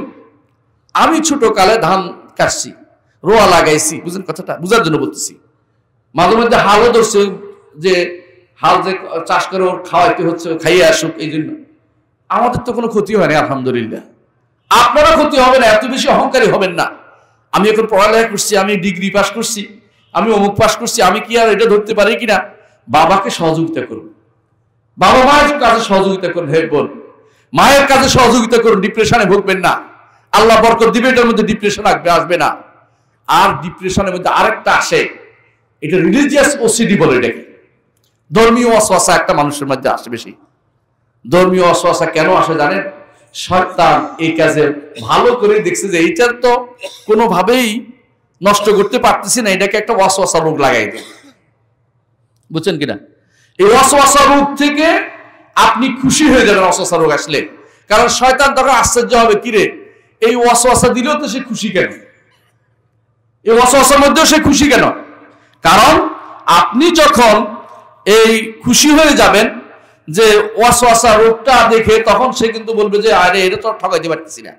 আপনি বলবেন যে এটার মাধ্যমে আল্লাহর কাছে আমি সওয়াব আশা করি। তো কিভাবে বাঁচবেন এর থেকে? কয়েকটা ওসিলা রাসূলুল্লাহ সাল্লাল্লাহু আলাইহি ওয়াসাল্লাম বলছেন, আমি কয়েকটা বলে দেব। এক নম্বর হচ্ছে, যুবকের কাছে এসে কি বলে? আল্লাহ সব সৃষ্টি করছেন, তারা আল্লাহর সৃষ্টি করলো কে? এরকম মাথার মধ্যে ঢুকায়। এর জবাব কি দিবেন যুবক বলেন? যুবক বলতে হবে এইটা আলোচনা করব না, বাস কেটে দিলাম, অন্য চিন্তা আসি মাথায়, এই দুইটা পানি নিয়ে আস, এটা নিয়ে আস, কথা বলতে থাকবেন যাতে করে এটা আপনার থেকে চলে যায়, দূর করে দিবেন। এক নম্বর কাজ। দ্বিতীয়ত কাজ করবেন কি? 2 নম্বর কাজ হচ্ছে আউযু বিল্লাহি মিনাশ শাইতানির রাজিম পড়বেন। পারবেন না? সহজ, আউযু বিল্লাহি মিনাশ শাইতানির রাজিম। 3 নম্বর বলবেন আমানতু বিল্লাহি ওয়া রাসূলিহি, আমি আল্লাহর উপর ঈমান আনলাম, রাসূলের উপর ঈমান আনলাম। বাংলা বলতে পারবেন তো? কোনো সমস্যা নেই, বাংলা বলতে পারবেন এটা। 4 নম্বর বলবেন কুল হুয়াল্লাহু আহাদ আল্লাহুস সামাদ লাম ইয়ালিদ ওয়া লাম ইউলাদ ওয়া লাম ইয়াকুল লাহু কুফুয়ান আহাদ। বাংলা অনুবাদটাও বলতে পারবেন, কোনো সমস্যা নাই। আল্লাহ এক, অদ্বিতীয়, যার তিনি অমুখাপেক্ষী, তিনি জন্মের মুখাপেক্ষী না। লাম ইয়ালিদ ওয়া লাম ইউলাদ ওয়া লাম ইয়াকুল লাহু কুফুয়ান আহাদ, তা সম্ভব নয়। তারপর বাম দিকে 3 বার থুতু ফেলবেন। আমার নবী সাইয়্যিদুল খালক মুহাম্মদুর রাসূলুল্লাহ সাল্লাল্লাহু আলাইহি ওয়াসাল্লাম আমাদেরকে এই পদ্ধতি শিখিয়ে দিয়েছে, কারণ তিনি জানেন এটা আসবে, এটা আসেই, ঈমানদার সেটা আসে। 7 নম্বর সমস্যা ঈমানদারের তাকদীর মাসলা নিয়ে আসে, তাই না? কথায় কথায় বলে তাকদীর কি? 2 শ্রেণী বা 2 ভুল করে। যদি তাকদীর, আমি যদি আমার কাজে হচ্ছে, তাকদীর কোথায়? আমি চেষ্টা করছি, আমার এটা দিছে, অনেকে এভাবে বলে ফেলে। না, আপনি যে চেষ্টা করছেন ওইটাও আল্লাহর নির্ধারণ আছে। না হলে আপনি চেষ্টা করলেই প্রধানমন্ত্রী হতে পারতেছেন না, আপনি চেষ্টা করলেই বিশাল এলাকার মালিক হয়ে যেতে পারতেছেন না। এর অর্থ হচ্ছে কেউ না কেউ আপনার নিয়ন্ত্রণে আছে। সুতরাং এটা তাকে বুঝতে হবে যে হ্যাঁ, আমার সবকিছু পূর্ব নির্ধারিত আছে, এটা তার উপর ঈমান আনতে হবে। যতই তাকে শয়তান ওয়াসওয়াসা তাকদীর তো আমি তো নিজেই করছি, বলে না, আমার অবশ্যই নির্ধারিত আছে, জোর করে এটাকে আপনার ঈমান আনতে হবে। যুবকদেরকে এই জায়গাতে অনেকে ঠকায়। দ্বিতীয় ঠকায় কোন জায়গায়? তাকদীর মাসলাও জানেন কি বলে? জানেন, যদি আগে নির্ধারিত থাকে তো আমার কি কাজ? সবই তো আল্লাহ নির্ধারণ করছে, আমার কি কাজ? তাকে বলতে হবে হ্যাঁ, তোমার কাজ তোমাকেও নির্ধারণ করছে, তোমার কাজটাও নির্ধারণ করছে, কোনো সমস্যা নেই। তোমাকে বলছে কাজ করে যেতে, তুমি কাজ করে যাও, উল্টা দিকে রওনা হইও না। উল্টা কোনটা? আল্লাহ তো লিখছেই যা হবার হবে, আমি চুপ করে বসে থাকি না, তুমি চুপ করে বসে থাকো না, তুমিও কাজ করো। তুমি ভালোর দিকে যাইতে পারলে বুঝবা যে আল্লাহ তোমার জন্য ভালোটাই লিখেছে। আর খারাপের দিকে রওনা হলে আল্লাহ তোমার খারাপটা লিখেছেন। তুমি খারাপের দিকে কেন যাবে? তুমি ভালোর দিকে যাও। নবী রাসূলরা এসেছেন খারাপের দিকে আহ্বান করতে, না ভালোর দিকে আহ্বান করতে বলেন? ভালোর দিকে আহ্বান করতে। তুমি খারাপের দিকে কেন যাবে? তখন তাকে এভাবে শিক্ষা দিতে হবে। অবশ্যই তাকদীরের মাসলা আপনাকে বিভিন্নভাবে আপনাকে পথভ্রষ্ট করার জন্য চেষ্টা করবে। কিছু যুবক আছে, তাদেরকে এইভাবে বোঝানো হয়, এরা ভুল বুঝায়। কি বুঝায় জানেন? আল্লাহ আমি করব বলে লিখছেন, এটা তাকদীরের মাসলা। ভুল উত্তর দিচ্ছে আপনাকে। অবশ্যই আল্লাহ সব লিখেছেন, আল্লাহ কি লিখেছেন আপনি জানেন না। আপনার দায়িত্ব হচ্ছে নেক আমল খুঁজে খুঁজে আমল করে যাও। আল্লাহ আপনাকে উল্টো দিকে ফিরিয়ে দিবেন না। আপনি নেক আমলের দিকে রওনা হয়েছেন, আপনাকে মন্দিরের দিকে দিবেন না, মসজিদের দিকে গেলে আপনাকে সিনেমা হলের দিকে নিয়ে যাবে না। আপনি ওদিকে রওনা হন, ঠিক আপনি ইচ্ছা করেন, আপনি ইচ্ছা করার ক্ষমতা আছে স্পষ্ট, এদিকে ইচ্ছা করেন, আল্লাহ তাআলা আপনাকে এদিকে নিয়ে যাবেন। এইটা যদি আপনি বিশ্বাস রাখেন, আপনি তাকদীরের মাসলাতে আর ভুল করবেন না। যে আমি চেষ্টা করি, আল্লাহ তাআলা দেখবেন যে আমাকে এই চেষ্টাটা আল্লাহ তৌফিক, আমি আল্লাহর কাছে তৌফিক কামনা করি, প্রতিদিন বলি ইহদিনাস সিরাতাল মুস্তাকিম। যুবকদের মধ্যে আরেকটা সমস্যা হচ্ছে মাদক আসক্তি, ইয়াবা খাওয়া। এখন তো অনেকে ইয়াবারে বাবা টাবা করে, নাউজুবিল্লাহ। যুবকদের এই সমস্যাটা এখন এত বেশি হচ্ছে, বিশেষ করে বিশ্ববিদ্যালয়ের ছাত্রদেরকে দেখা যায় তারা কখনো কখনো ওই নারীদের সাথে কোনো সম্পর্কের কারণে টানা পড়নে আত্মহত্যা পর্যন্ত করে বসে। এরা সবচেয়ে দুর্ভাগ্যবান যুবক, এরা সবচেয়ে অর্থাৎ তাদের ব্যক্তিত্বহীন যুবক। ব্যক্তিত্বওয়ালা যুবক কোনোদিন আত্মহত্যা করে না, ব্যক্তিত্বওয়ালা যুবক যুবতী কোনোদিন আত্মহত্যা করে না, টিকে থাকে, বেঁচে থাকে যে আমি এই প্রতিকূল পরিবেশে বেঁচে থাকবো, প্রতিকূল পরিবেশে আমার সবার চেয়ে ভালো কিছু করব। এই যুবকরা হচ্ছে শ্রেষ্ঠ যুবক, যারা প্রতিকূল পরিবেশে কিছু করতে পারে। হাজারো তাদের কান কাটা যেতে পারে, দাঁত পড়ে যেতে পারে, কিন্তু তারা আত্মহত্যা করবে না। তাদের মধ্যে বিভিন্ন চাকরি না থাকতে পারে, আত্মহত্যা করবে না। তারা বলবে আমার জীবন আছে, আলহামদুলিল্লাহ, এই জীবনটাই তো একটা নিয়ামত আমার জন্য। কত মানুষ কত কষ্টে আছে। যুবক যদি চিন্তা করতো যে আমাকে আল্লাহ দুইটা হাত দিয়েছে সুন্দর, আমাকে দুইটা পা দিয়েছে, আমাকে চোখ দিয়েছে, আর কত মানুষ রাস্তায় ঘুরছে, হাত নাই, চোখ নাই। এমনকি একটা যুবকের একটা বিবেক, সুবহানাল্লাহ। হাসান ইবনে আলী রাদিয়াল্লাহু আনহু নাম শুনেছেন, রাসূলের নাতি, বড় নাতি। একজন দেখলেন যে এক লোকে উল্টাপাল্টা বলতেছে, তিনি ওই দিন যা আছে হাতের কাছে সব সদকা করে দিলেন, বলে যে আল্লাহ যে আমাকে একটা বিবেক দিয়েছে, এর চেয়ে বড় নিয়ামত আমি আর খুঁজে পাচ্ছি না এখন ইমানের পরে আল্লাহ তাআলা একটা সুস্থ বিবেক আমাকে দিয়েছেন। হে যুবক, কেন আপনি নিজেকে নষ্ট করবেন? কেন আপনি মাদক গ্রহণ করবেন? কেন ফ্যাসিলিটি নেবেন? কেন আপনি গাড়া জাতীয় কি বলে এগুলিকে আঠা টানবেন, আগুন লাগে কেন টানবেন? যুবকদের নষ্ট হয়ে যাচ্ছে। এই যুবকদের জন্য আপনার সময় ব্যয় করা দরকার। আপনি তাদেরকে দেখলে বুঝিয়ে বলবেন, যুব জীবনটা কেন নষ্ট করছো? তোমার জীবনটা নষ্ট করে দিচ্ছে এই মাদক, তোমার জীবনটা নষ্ট করে দিচ্ছে। তাদেরকে অবশ্যই অ্যালকোহল থেকে, মাদক থেকে বাঁচাতে হবে। যুবকরা বুঝতে হবে যে এগুলি ইসলাম কেন হারাম করেছে, কারণ এইটা কোনোদিন ভালোর দিকে নিয়ে যায় না, এটা কোনোদিন ভালোর দিকে নিয়ে যায় না। যুবকদের মধ্যে আরেকটা বড় সমস্যা এখন বর্তমানে, সেটা হচ্ছে বলে যে আমার বাবা মা ভিন্ন কাজে ব্যস্ত, আমি আমার খোঁজ খবর নেই। এটা দেখা যায় বিশেষ করে যে পরিবারে দুইজন চাকরি করে বাবা মা, ওই পরিবারটা সবচেয়ে দুর্ভাগ্যবান পরিবার। বাবা মা উভয় চাকরি করতে, আল্লাহ তাআলার ফিতরত বিরোধী কাজ এটা। কারণ পরিবারে একজন লোক থাকতে হয় দেখাশোনার জন্য।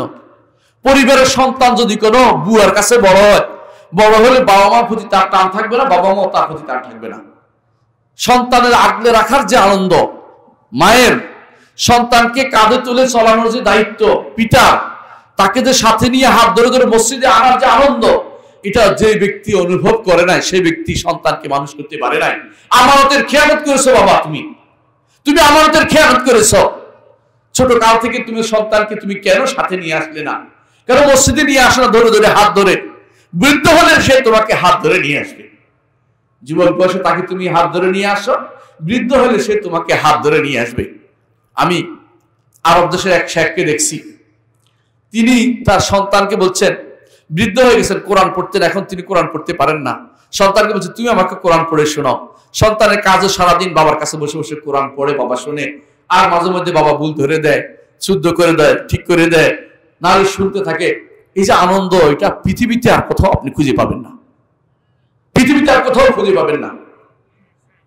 দুনিয়ার সবচেয়ে বড় আনন্দ হচ্ছে তিন পুরুষের দোয়া, রব্বি আউজি'নি আন আশকুরা নি'মাতাকা আল্লাতী আন'আমতা আলাইয়া ওয়া আলা ওয়ালিদাইয়া ওয়া আন আ'মালা সালিহান তারদা ওয়া আসলিহ লি ফি যুররিয়্যাতি ইন্নী তুবতু ইলাইকা ওয়া ইন্নী মিনাল মুসলিমিন। তিন পুরুষের দোয়া।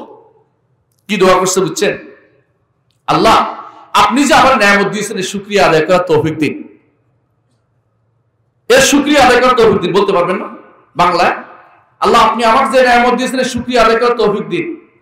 আমার পিতামাতার উপর যে নিয়ামত দিয়েছে সেটার শুকরিয়া আদায় করার তৌফিক দিন। আর আমার সন্তানদেরকে ন্যাক করুন। কয় পুরুষের দোয়া? 3 পুরুষের দোয়া। রব্বি আউজি'নি আন আশকুরা নি'মাতাকাল্লাতী আন'আমতা আলাইয়া ওয়া আলা ওয়ালিদাইয়া ওয়া আন আ'মালা সালিহান তারদা। আমি যেন নেক আমল করতে পারি। ওয়া আসলিহ লি ফি যুররিয়াতি, আল্লাহ আমার সন্তানদেরকে আপনি ঠিক করে দিন। 3 পুরুষের দোয়া এটা। 3 পুরুষের দোয়া। এই দোয়াটা আপনারা প্রতিদিন করবেন আল্লাহর কাছে। যে পিতা মাতার জন্য দোয়া হবে, নিজের জন্য হবে, সন্তানের জন্য দোয়া হবে। এটা খুবই দরকার। শুধু পরিবারকে যারা এইভাবে রেখে এদিক সেদিক ঘুরে করছেন, তারা কিন্তু বিশাল ভুল করে যাচ্ছেন। পিতা মাতা এই অন্যায় করে যাচ্ছেন, সন্তানরা কিন্তু পথ হারিয়ে যাচ্ছে আপনাকে রেখে।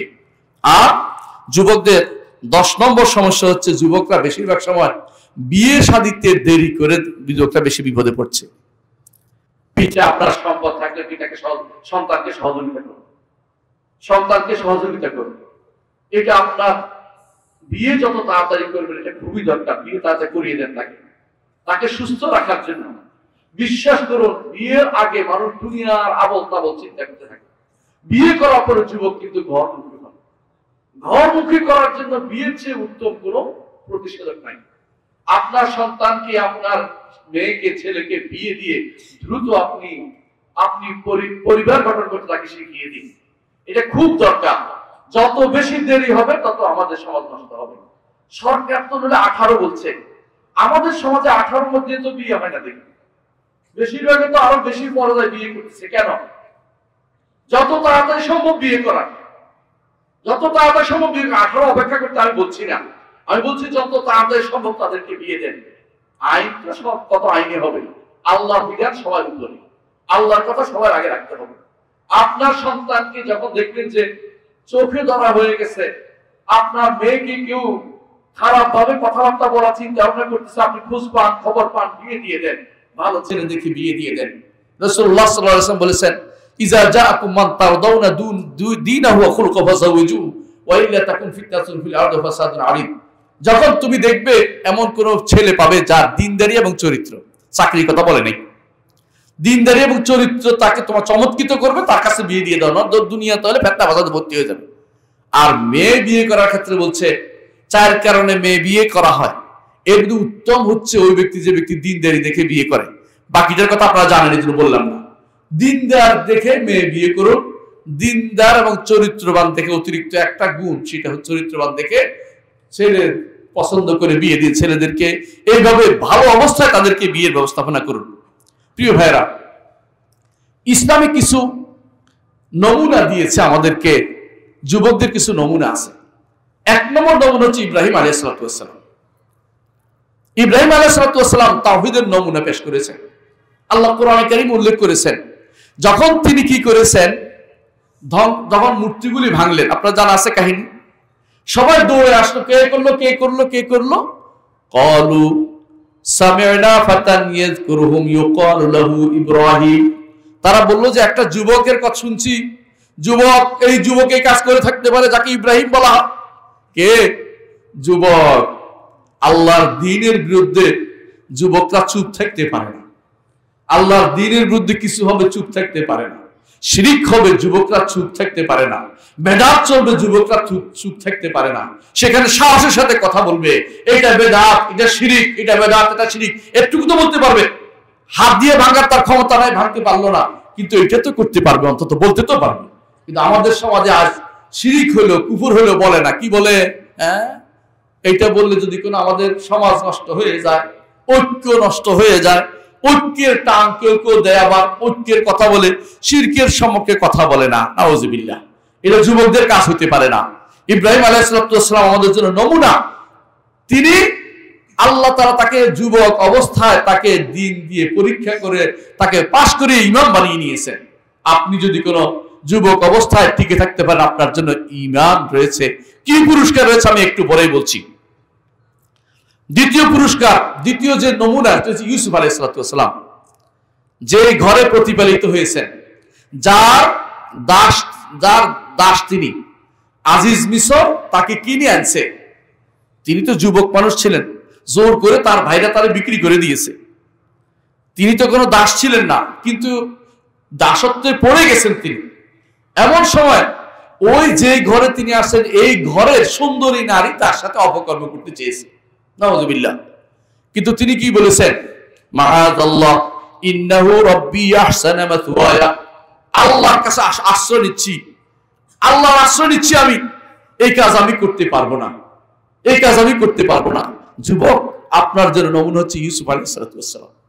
আপনি ইউনিভার্সিটিতে পড়েন, আপনি কলেজে পড়েন, আপনি বিভিন্ন প্রতিষ্ঠানে পড়েন, আপনার সামনে চোখের সামনে অনেক রকমের হারাম জিনিস আসবে। আপনি যদি কোনো ইউসুফ আলাইহিস সালামকে অনুসরণ করেন, আপনি সম্মানিত হবেন। আপনি সেটা অনুসরণ করে চলেন, সেটা অনুসরণ করে চলেন। ইসমাইল আলাইহিস সালামের কথা মনে করুন। আল্লাহ তাআলা তার সম্পর্কে বলেছেন, কি বলেছেন? ওয়াজকুর ফিল কিতাব ইসমাইল ইন্নাহু কানা সাদিকাল ওয়াদ ওয়া কানা রাসূলান নাবিয়্যা ওয়া কানা ইয়া'মুরু আহলাহু বিস-সালাতি ওয়াজ-যাকাতি ওয়া কানা 'ইনদা রাব্বিহি মারদিয়্যা। বলছে তিনি ওয়াদা পূর্ণ করে, আল্লাহ তিনি ওয়াদা করলে কোনোদিন ওটা পূরণ করতেন তিনি, এত কঠিন। একজন তাকে বলছে একটু দাঁড়াও, আমি ভাই বাসা থেকে আসি, এই কথা বলে বাড়িতে গেছে, ভুলে গেছে বাড়িতে, বুঝলেন না কথাটা? 3 দিন পরে আসে দেখেছে উনি দাঁড়ায় রয়েছে। চিন্তা করতে পারেন আপনি হলে কি করতেন? হ্যাঁ, একটা লাঠি লিয়ে দুটো বাড়ি দিতেন, বেটা তুই এত এই সেই উল্টা পাল্টা করতে, তুই দেরি করে আসছিস। উনি বললেন যে বাবা তুমি 3 দিন আমাকে দাঁড়া করে রাখছো, তুমি তো অনেক দেরি করে ফেলেছো। বুঝছেন কথা? সাদিকাল ওয়াদ, ওয়াদা কিভাবে সত্য করতে হয় নবীরা দেখিয়ে দিয়েছেন। যুবকরা সেরকম ওয়াদা সত্য করে দেখাবে, কথা বলবে, সত্য ওয়াদা করবে, তার সত্য পূরণ করে দেখাবে। আমার নবী মুহাম্মদ রাসূলুল্লাহ সাল্লাল্লাহু আলাইহি ওয়াসাল্লাম যুবক বয়সে তিনি এই সততার কারণে খাদিজা রাদিয়াল্লাহু আনহার চোখে পড়েছেন, ধনাঢ্য নারীর চোখে পড়েছেন। এই সততা যে তিনি ব্যবসা করছেন, সততার সাথে ব্যবসাতে সফলতা দেখিয়েছেন, খাদিজা রাদিয়াল্লাহু আনহার তার চোখে তিনি পড়েছেন যে তার সাথে আমার বিয়ে হওয়া জরুরি, তারপর তিনি বিয়ে করেছেন তাকে। সততা খুবই গুরুত্বপূর্ণ জিনিস, বলে না অনেস্টি দ্য বেস্ট পলিসি বলে, কেন আসলে সততা খুবই গুরুত্বপূর্ণ জিনিস। সততার কোনো মূল তুল্য থাকতে পারে না। আর তিনি কি করতেন? কানা ইয়া'মুরু আহলাহু বিস-সালাতি ওয়াজ-যাকাত, সালাত এবং যাকাতের নির্দেশ দিতেন। নবীদের এই থেকে আমরা অবশ্যই সেখান থেকে কিছু নিতে পারি। দাউদ আলাইহিস সালাম, মুসা আলাইহিস সালামের কথা স্মরণ করুন। বের হয়েছে, দেখলো যে মারামারি করতেছে কিপ্তি আর বনি ইসরাইল, এক চড় দিছে মরে গেছে, ইচ্ছা করে তো আর মারেন না, মরে গেছে, এটা কথা। কিন্তু তিনি অন্যায়ের বিরুদ্ধে প্রতিবাদী হয়েছেন। এই প্রতিবাদী হওয়া এটা যুবকদের কাজ, যুবকদের কাজ প্রতিবাদী থাকা। দাউদ আলাইহিস সালাম আল্লাহ তাকে যুদ্ধের ময়দানে তাকে এক যুদ্ধ করাইয়া তাকে কি পর্যন্ত দিয়েছে? রাজত্ব পর্যন্ত দিয়ে দিয়েছেন। একজন মানুষ এই জন্য যুবক যখন হবে তার কর্ম কাজের পরিধি বাড়বে, কাজ চিন্তা করবে, চুপ করে বসে থাকবে না সে কোনোদিন। আমি সব শেষে কয়েকজনের কথা বলে শেষ করবো, আপনারা উঠে যাবেন না দয়া করে। ইয়াহিয়া আলাইহিস সালাম আল্লাহ তার সম্পর্কে বলেছেন, কি বলেছেন? হাসুর ছিলেন। হাসুর অর্থ হচ্ছে নারীদের কাছে তিনি, নারীর আসক্তি মুক্ত তিনি ছিলেন, অর্থাৎ নারীদের কাছে যাওয়ার জন্য ব্যস্ত হয়ে পড়তেন না, তার প্রশংসা করেছেন। আজকাল যুবকরা যেভাবে তথাকথিত প্রেম নামক জিনিস বিয়ের আগে যুবক যুবতীরা করে, এগুলি হচ্ছে হারাম সম্পর্ক, এগুলি ইসলাম কোনোদিন অনুমোদন করে না। এগুলির জন্য কোনো কথা বলা, এগুলির জন্য চেষ্টা করা, চিন্তা করা সবই হচ্ছে হারামের অন্তর্ভুক্ত, এটা ইমানদার করতে পারে না। সাহাবায়ে কেরাম সব যুবক ছিলেন, বেশিরভাগ যুবক ছিলেন। আল্লাহ তাআলা যুবকদের মাধ্যমে পূর্ণ রিভলিউশন করে দিয়েছেন। আপনাদেরকে বলছি, আপনাদের মাধ্যমে আল্লাহ পরিবর্তন করে দিবেন। এই যুবকরা যারা আজ বাংলাদেশের পরিবর্তন এনেছে, তারা যদি সবাই দিনদার হইতো, কেমন হইতো বলেন তো? ভালো হইতো না খারাপ হইতো? ভালো হইতো না? তখন দেখতেন যে আপনারা আর কষ্ট করা লাগতো না, অমুকের বিরুদ্ধে আমরা আর মিছিল করা লাগতো না যে আমাদেরকে ইসকনের বিরুদ্ধে, অমুকের বিরুদ্ধে বলতে হবে না, কারণ যুবকরাই, এরাই তো ক্ষমতা, এরাই বলবো যে এটা তো হতে পারে না, এটা তো চলতে পারে না। আমরা তো এদেরকে তৈরি করতে পারি নাই। আপনাকে বলছি, এই যুবকদেরকে এই দ্বীনের উপর যদি তৈরি করতে পারেন, তাহলে আপনার লাভ কি? আমি কয়েকটা লাভ বলছি। রাসূলুল্লাহ সাল্লাল্লাহু আলাইহি ওয়াসাল্লাম বলেছেন, যে ব্যক্তি আল্লাহর ইবাদতে বড় হবে যুবক, সেই যুবককে আল্লাহ তাআলা আরশের নিচে ছায়া দিবেন। কিয়ামতের মাঠে কোনো ছায়া থাকবে না। সেদিন যাদেরকে আল্লাহ আশ্রয়ের নিচে ছায়া দিবেন, তাদের মধ্যে ওই যুবক, যে যুবক আল্লাহর ইবাদতে বড় হয়েছে। আল্লাহর ইবাদতে বড় হলে মসজিদে আসতে হবে কিনা? মসজিদে আসতে হবে না? মসজিদে আসতে হবে। মসজিদে এসে নিয়মিত আসা যাওয়া করেন, শয়তান আপনার থেকে পালাবে। নিয়মিত মসজিদে আসবেন, ওয়াদা করে মসজিদে আসবো, যত কিছুই করেন মসজিদে আসবো, আপনি বিশ্বাস করেন মসজিদে আসলে আপনার জন্য কল্যাণ রয়েছে। মসজিদে আসলে আপনি অবশ্যই ভালো কিছু পাবেন। রাসূলুল্লাহ সাল্লাল্লাহু আলাইহি ওয়াসাল্লাম বলেছেন যে মসজিদে আসলে যদি কোনো কারণে দেরি হয়, মসজিদের জায়গাটা আপনাকে দেখলে খুশি হয়ে যায়। সুবহানাল্লাহ। ইউবাশবাশ লাহু, অর্থাৎ তার জন্য খুশি হয়ে যায়। অর্থাৎ এত গুরুত্বপূর্ণ এটা। এই জমিন আপনার জন্য সাক্ষ্য দিবে সেদিন।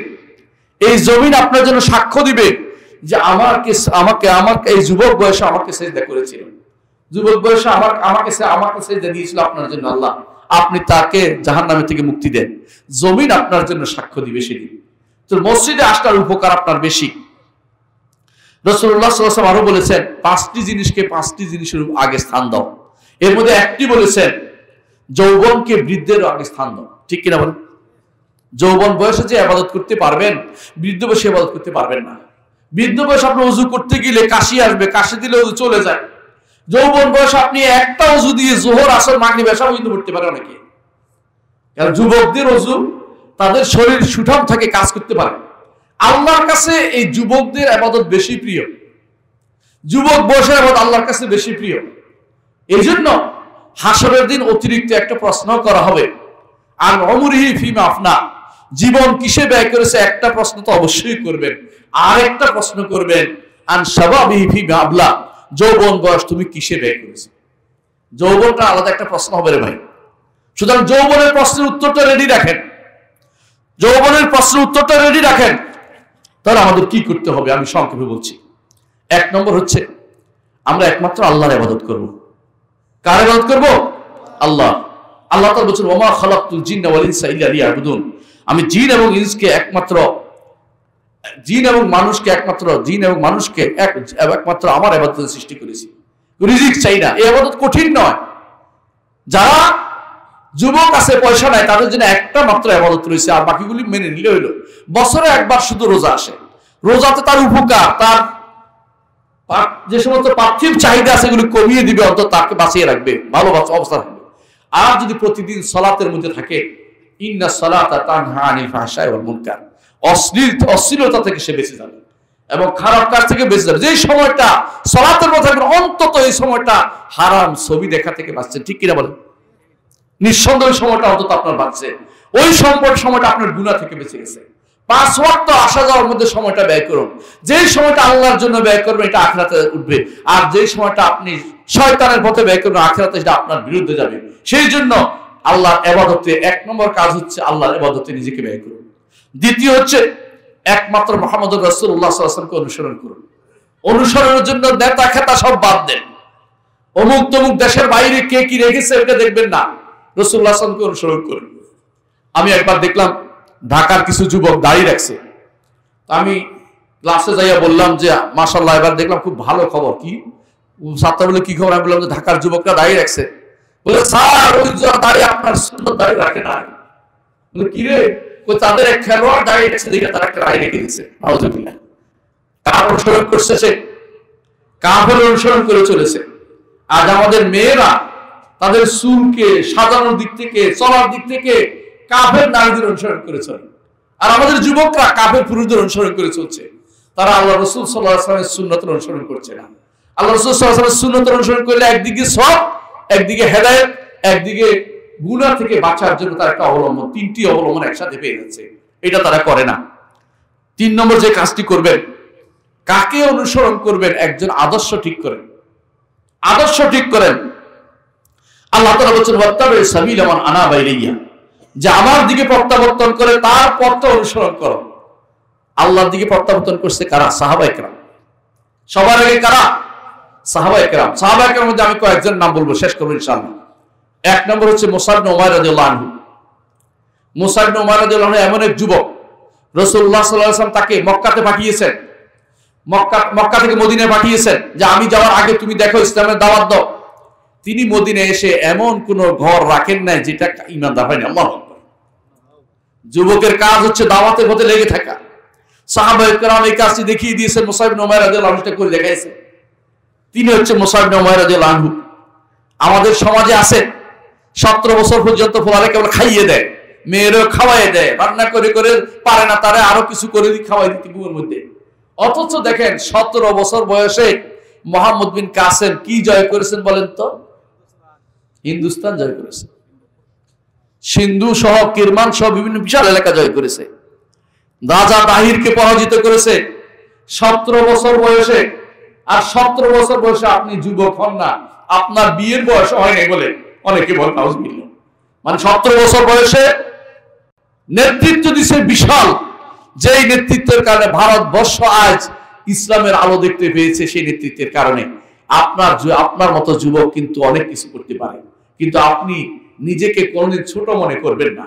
আপনি মনে করবেন আমার কোদওয়া হচ্ছে সেই ব্যক্তিরা যারা চলে গেছে। সাহাবায়ে কেরামের মধ্যে দুইজন 15 বছর দুইজন কি করতেছে? প্রতিযোগিতা করতেছে কি জন্য?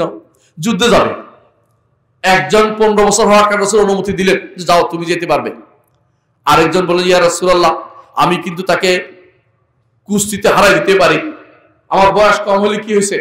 যুদ্ধে যাবে এই জন্য, পালিয়ে বেড়াবে এই জন্য না, যুদ্ধে যাবে এই জন্য। রাসূলুল্লাহ সাল্লাল্লাহু আলাইহি ওয়াসাল্লাম কুস্তি করো দেখি, কুস্তিতে সে হারিয়ে দিল। রাসূল ঠিক আছে, দুইজনকে অনুমতি দেওয়া হলো। আল্লাহু আকবার।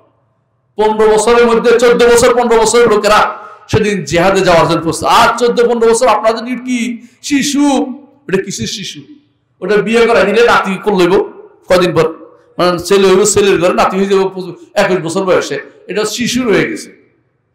আপনারা জানেন সাহাবায়ে কেরামের মধ্যে একজন, তিনি 21 বছর বয়সে তিনি কি হয়েছিলেন? নাতি করে নিয়েছিলেন। জানেন তো এটা? আমর ইবনে আস রাদিয়াল্লাহু আনহু 10 বছর সময় বিয়ে করেছেন, তার ছেলের 10 বছরে বিয়ে গেছে, 21 বছর সময় সন্তান হয়ে গেছে, বা নাতি করে নিয়ে গেছে। আর আপনারা 18 বছর পর্যন্ত 17 বছর পর্যন্ত শিশু, তাতে শিশু শোধনাগারে পাঠাচ্ছেন কেন? আপনার বাবা কি করেছে ছোটকালে তাকে ঠিক করতে পারেনি? আপনি কি করেছেন আপনি দেখেন না? সে আপনার সন্তান নষ্ট হয়ে যাচ্ছে। শিশু শোধনাগারে সেখানে কি দেয় জানেন? মাদক দিয়ে আরো খারাপ করে দিতে হবে, ওখানে যত হারাম দিয়ে সেখানে আরো নষ্ট করে দিতে হবে। আপনি ওইখানে সন্তানদেরকে কেন পাঠাচ্ছেন? আপনার সন্তান নষ্ট করার জন্য এগুলো আরো একটা এলিমেন্ট তৈরি হচ্ছে।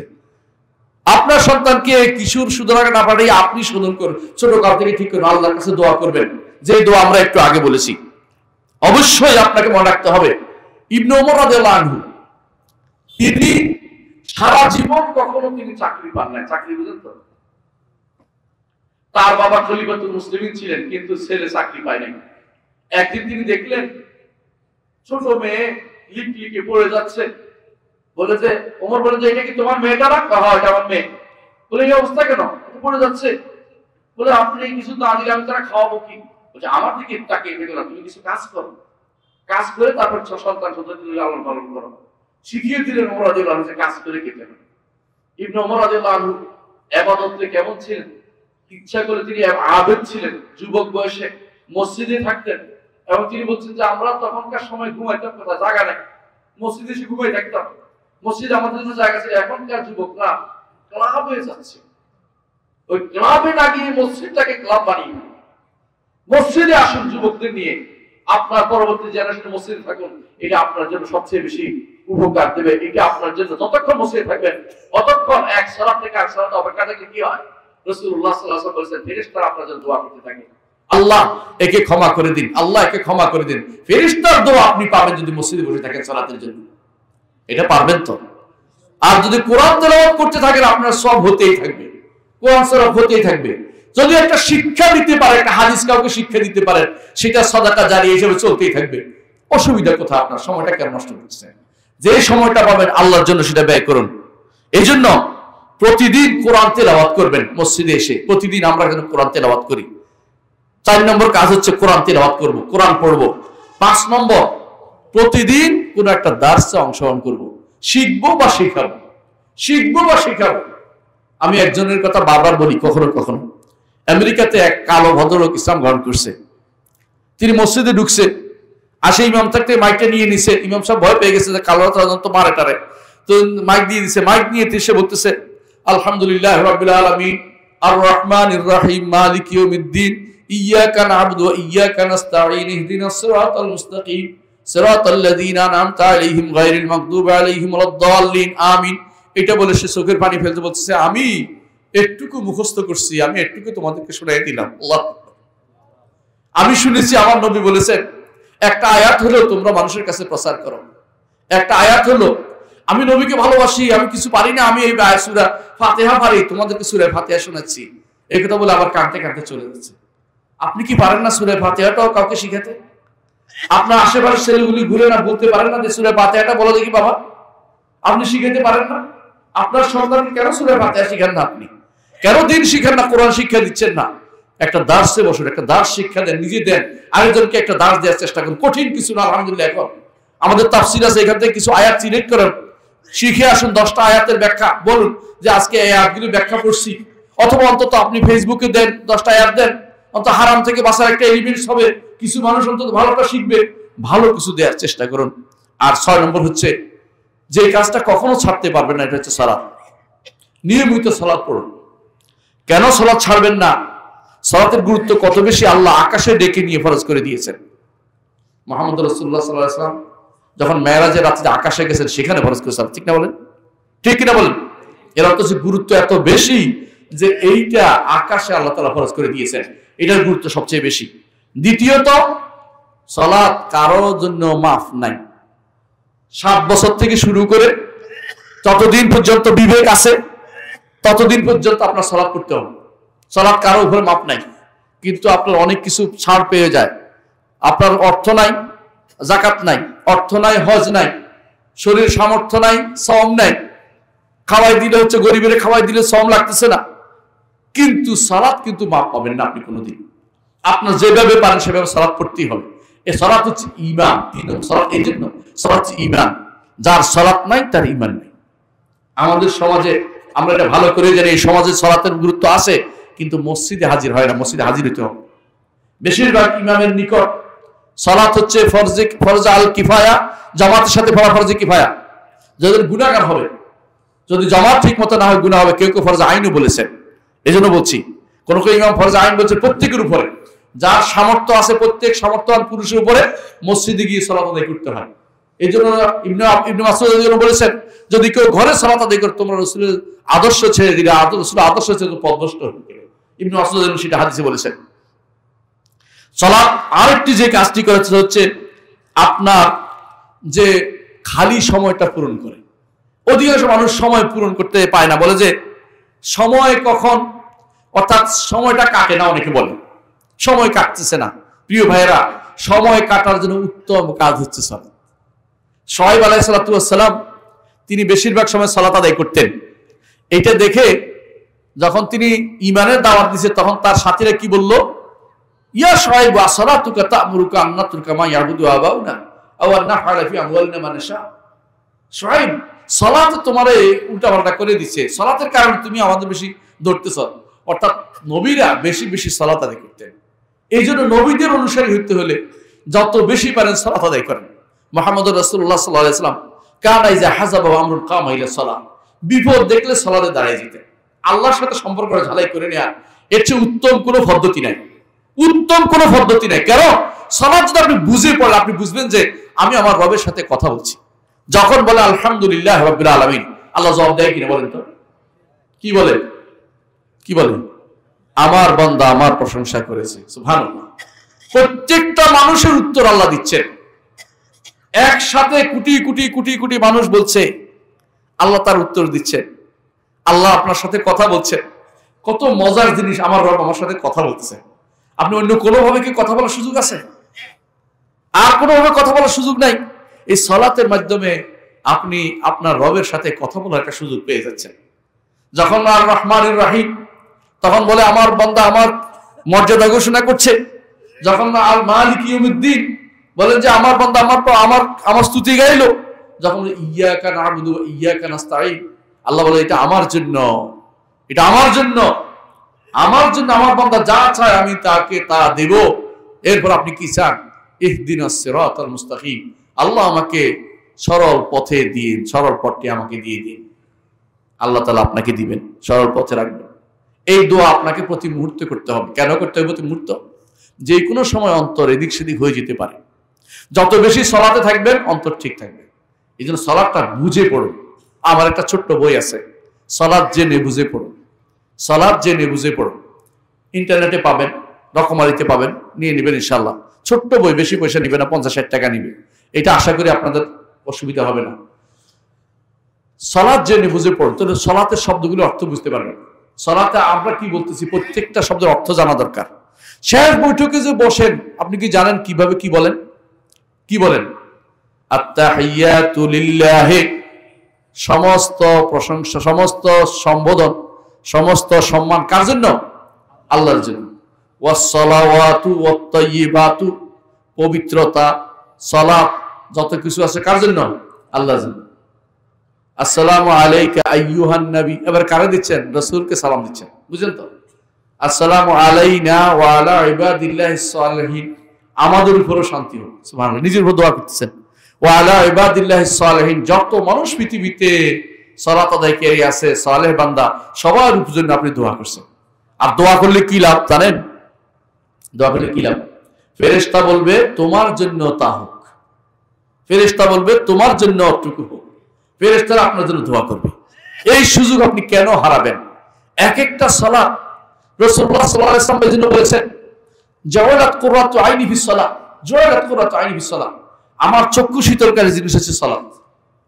আপনার জন্য চক্ষু শীতলকারী জিনিস সালাত হয়। সালাতের মধ্যে আপনি আনন্দ পাবেন। রাসূল আনন্দ পেতেন সালাতের মধ্যে। রাসূল যখন বিপদে পড়তেন তখন কি বলতেন? বেলাল কি বলতেন? বেলাল তুমি সালাত একামত আযিম বিস সালাত, সালাতে একামত দাও, সালাত শুরু করো, আমার শান্তি যেন অন্তরে যেন শান্তি আসে। আর আমরা সালাত থেকে কত তাড়াতাড়ি পালাইতে পারি তত শান্তি খুঁজি না। আউযুবিল্লাহ। সালাতের মাধ্যমে শান্তি খুঁজতে হবে। সালাতের ভিতরে শান্তি আছে, আল্লাহর সাথে কথোপকথন। প্রত্যেকটি কথা তাসবিহ পাঠ করেন। যখন আপনি রুকু থেকে রুকুর মধ্যে কি বলেন? সুবহান রাব্বিয়াল আযীম, আমার রব তিনি কতই না পবিত্র, কত বড় তিনি। আল্লাহ কত বড় বলতে পারবেন? আপনি বলতে পারবেন না। আসমান, জমিন, গ্রহ, নক্ষত্র যা আছে সবগুলোই আল্লাহর মুষ্টির ভিতরে, এবং তিনি সেগুলিকে সেদিন তিনি ঝাঁকা দিয়ে বলবেন, আনাল মালিক আইনা মুলুকুদ দুনিয়া, আমি রাজা, দুনিয়ার রাজারা কোথায়? সবগুলি কোথায়? আল্লাহর মুঠের ভিতরে, আল্লাহর মুষ্টির ভিতরে। আর আসমানগুলো আল্লাহ বলছেন ওয়াসসামাওয়াতু মাতউইয়াতুম বিয়ামিনিহি, আসমানগুলো থাকবে ভাঁজ করা আল্লাহর ডান হাতে। আল্লাহ কত বড়। সুবহান রাব্বিয়াল আযীম যখন পড়েন তখন মনে করেন আল্লাহ কত বড়, আমি কত ছোট। নিজেকে যত হীন ভাবতে পারবেন, যত দিন ভাবতে পারবেন, যত ছোট ভাবতে পারবেন আল্লাহর সামনে, তত আল্লাহকে আল্লাহ আপনাকে উপরে উঠাবেন। মান তাওয়াদা লিল্লাহি রাফাহুল্লাহ, রাসূলুল্লাহ সাল্লাল্লাহু আলাইহি ওয়াসাল্লাম বলেছেন, আল্লাহর জন্য বিনয় হলে আল্লাহ আপনাকে উপরে উঠাবেন। কত উপরে উঠাবেন আপনি চিন্তা করতে পারবেন না। সেদিন আপনি দেখবেন যে আমি দুনিয়াতে যেভাবে চলেছি দিনহীন ভাবে, আল্লাহ আমাকে আজ কত উপরে উঠেছে। তিনি আপনাকে দুনিয়ার বুকে সম্মানিত করবেন এই কথা বলে, ওয়া ইবাদুর রাহমানিল্লাযিনা ইয়ামশুনা আলাল আরদি হাওনা, দুনিয়ার বুকে যারা অহংকারী হয়ে চলে না, দিনহীন ভাবে চলে, অত্যন্ত বিনম্র হয়ে চলে, আল্লাহ তাআলা তাদেরকে ইবাদুর রহমান, আল্লাহর বিশেষ বান্দা বলে ঘোষণা করেছেন। এই জন্য সুবহান রাব্বিয়াল আযীম বলার সময় রাখবেন, আযীম তিনি, কত বড় তিনি। এই বড়ত্বের কাছে আমি যে সিজদা করছি আমার কাছে কিছুই না। দয়া করে তিনি যদি নেন আমার সিজদাটা, আমার জীবনটা সফল হয়ে যায়। আমার জীবনটা সফল হতে হলে অবশ্যই তিনি যেন আমার এই সিজদাটা আল্লাহ যেন তিনি নেন, তার কাছে দোয়া করি, এইভাবে যেন আমি থাকি। যখন সিজদায় যান তখন কি বলেন? সুবহান রাব্বিয়াল আলা, আমার রব কত উপরে, আলা তিনি আরশের উপরে, আমি কোথায়? আমি মাটিতে। আমি এখানে সিজদা করছি তাকে, কারণ আমার সিজদা করা এর চেয়ে নিচু হওয়ার জায়গা আমার আর নাই। আমি এর চেয়ে বিনয়ী হতে পারতেছি না, কারণ কোথায় যাবো? আমি তো মাটি সর্বনিম্ন স্তরের মধ্যে আছি। এই জন্য সাত অঙ্গে সিজদা করতে হয়। অঙ্গগুলি সব মাটিতে ঠেকাচ্ছি যে এগুলি দিয়ে তোমাকে আমি পরিপাত করছি তোমার কাছে, আল্লাহ তুমি আমার সিজদাটা কবুল করো। সালফে সালেহীন বলতেন, যদি আমি জানতাম যে আমার একটা সিজদা আল্লাহ কবুল করেছে, আমি খুশি হয়ে আকাশে উড়ে যেতাম। কারণ আল্লাহ তাআলা বলছেন, ইন্নামা ইয়াতাকাব্বালুল্লাহু মিনাল মুত্তাকিন, আল্লাহ শুধু মুত্তাকিদের থেকে শুধু কবুল করেন। আমি তো আল্লাহ কবুল করছেন জানলে আমি মুত্তাকিদের অন্তর্ভুক্ত হয়ে গেছি, আর মুত্তাকিদের জন্য আল্লাহ জান্নাত রেখেছেন। আল্লাহু আকবার। সুতরাং যখনই সিজদা করবেন, প্রত্যেকটা সিজদার মধ্যে মনে করবেন যে এই হয়তো আমার জীবনের শেষ সুযোগ, আমার হয়তো আর সিজদা নাও আসতে পারে। এই সালাতে সিজদা, এই বিনয় এখনই প্রকাশ করে বলি আল্লাহর কাছে, তিনি উপরে, সবচেয়ে উপরে তিনি, আরশের উপরে, আমি সবচেয়ে নিচে। আমি আর যাওয়ার জায়গা নেই আল্লাহ, আমি বিনয় হয়ে বলছি আল্লাহ আপনি কতই না পবিত্র, সুবহান রাব্বিয়াল আলা, আমার রব কতই না পবিত্র তিনি। এইটা একজন ঈমানদার ব্যক্তি সবসময় যখন সিজদা করবে তখন তার মাথার ভিতরে এটা আসতে হবে। ঈমানদার সত্যিটা কথা যখন বলে একটা থেকে একটা যাচ্ছে, কি বলে? আল্লাহু আকবার, আল্লাহ বড়। এই যে আল্লাহ বড়, শুধু বড় না, সবচেয়ে বড়, সবচেয়ে বড়।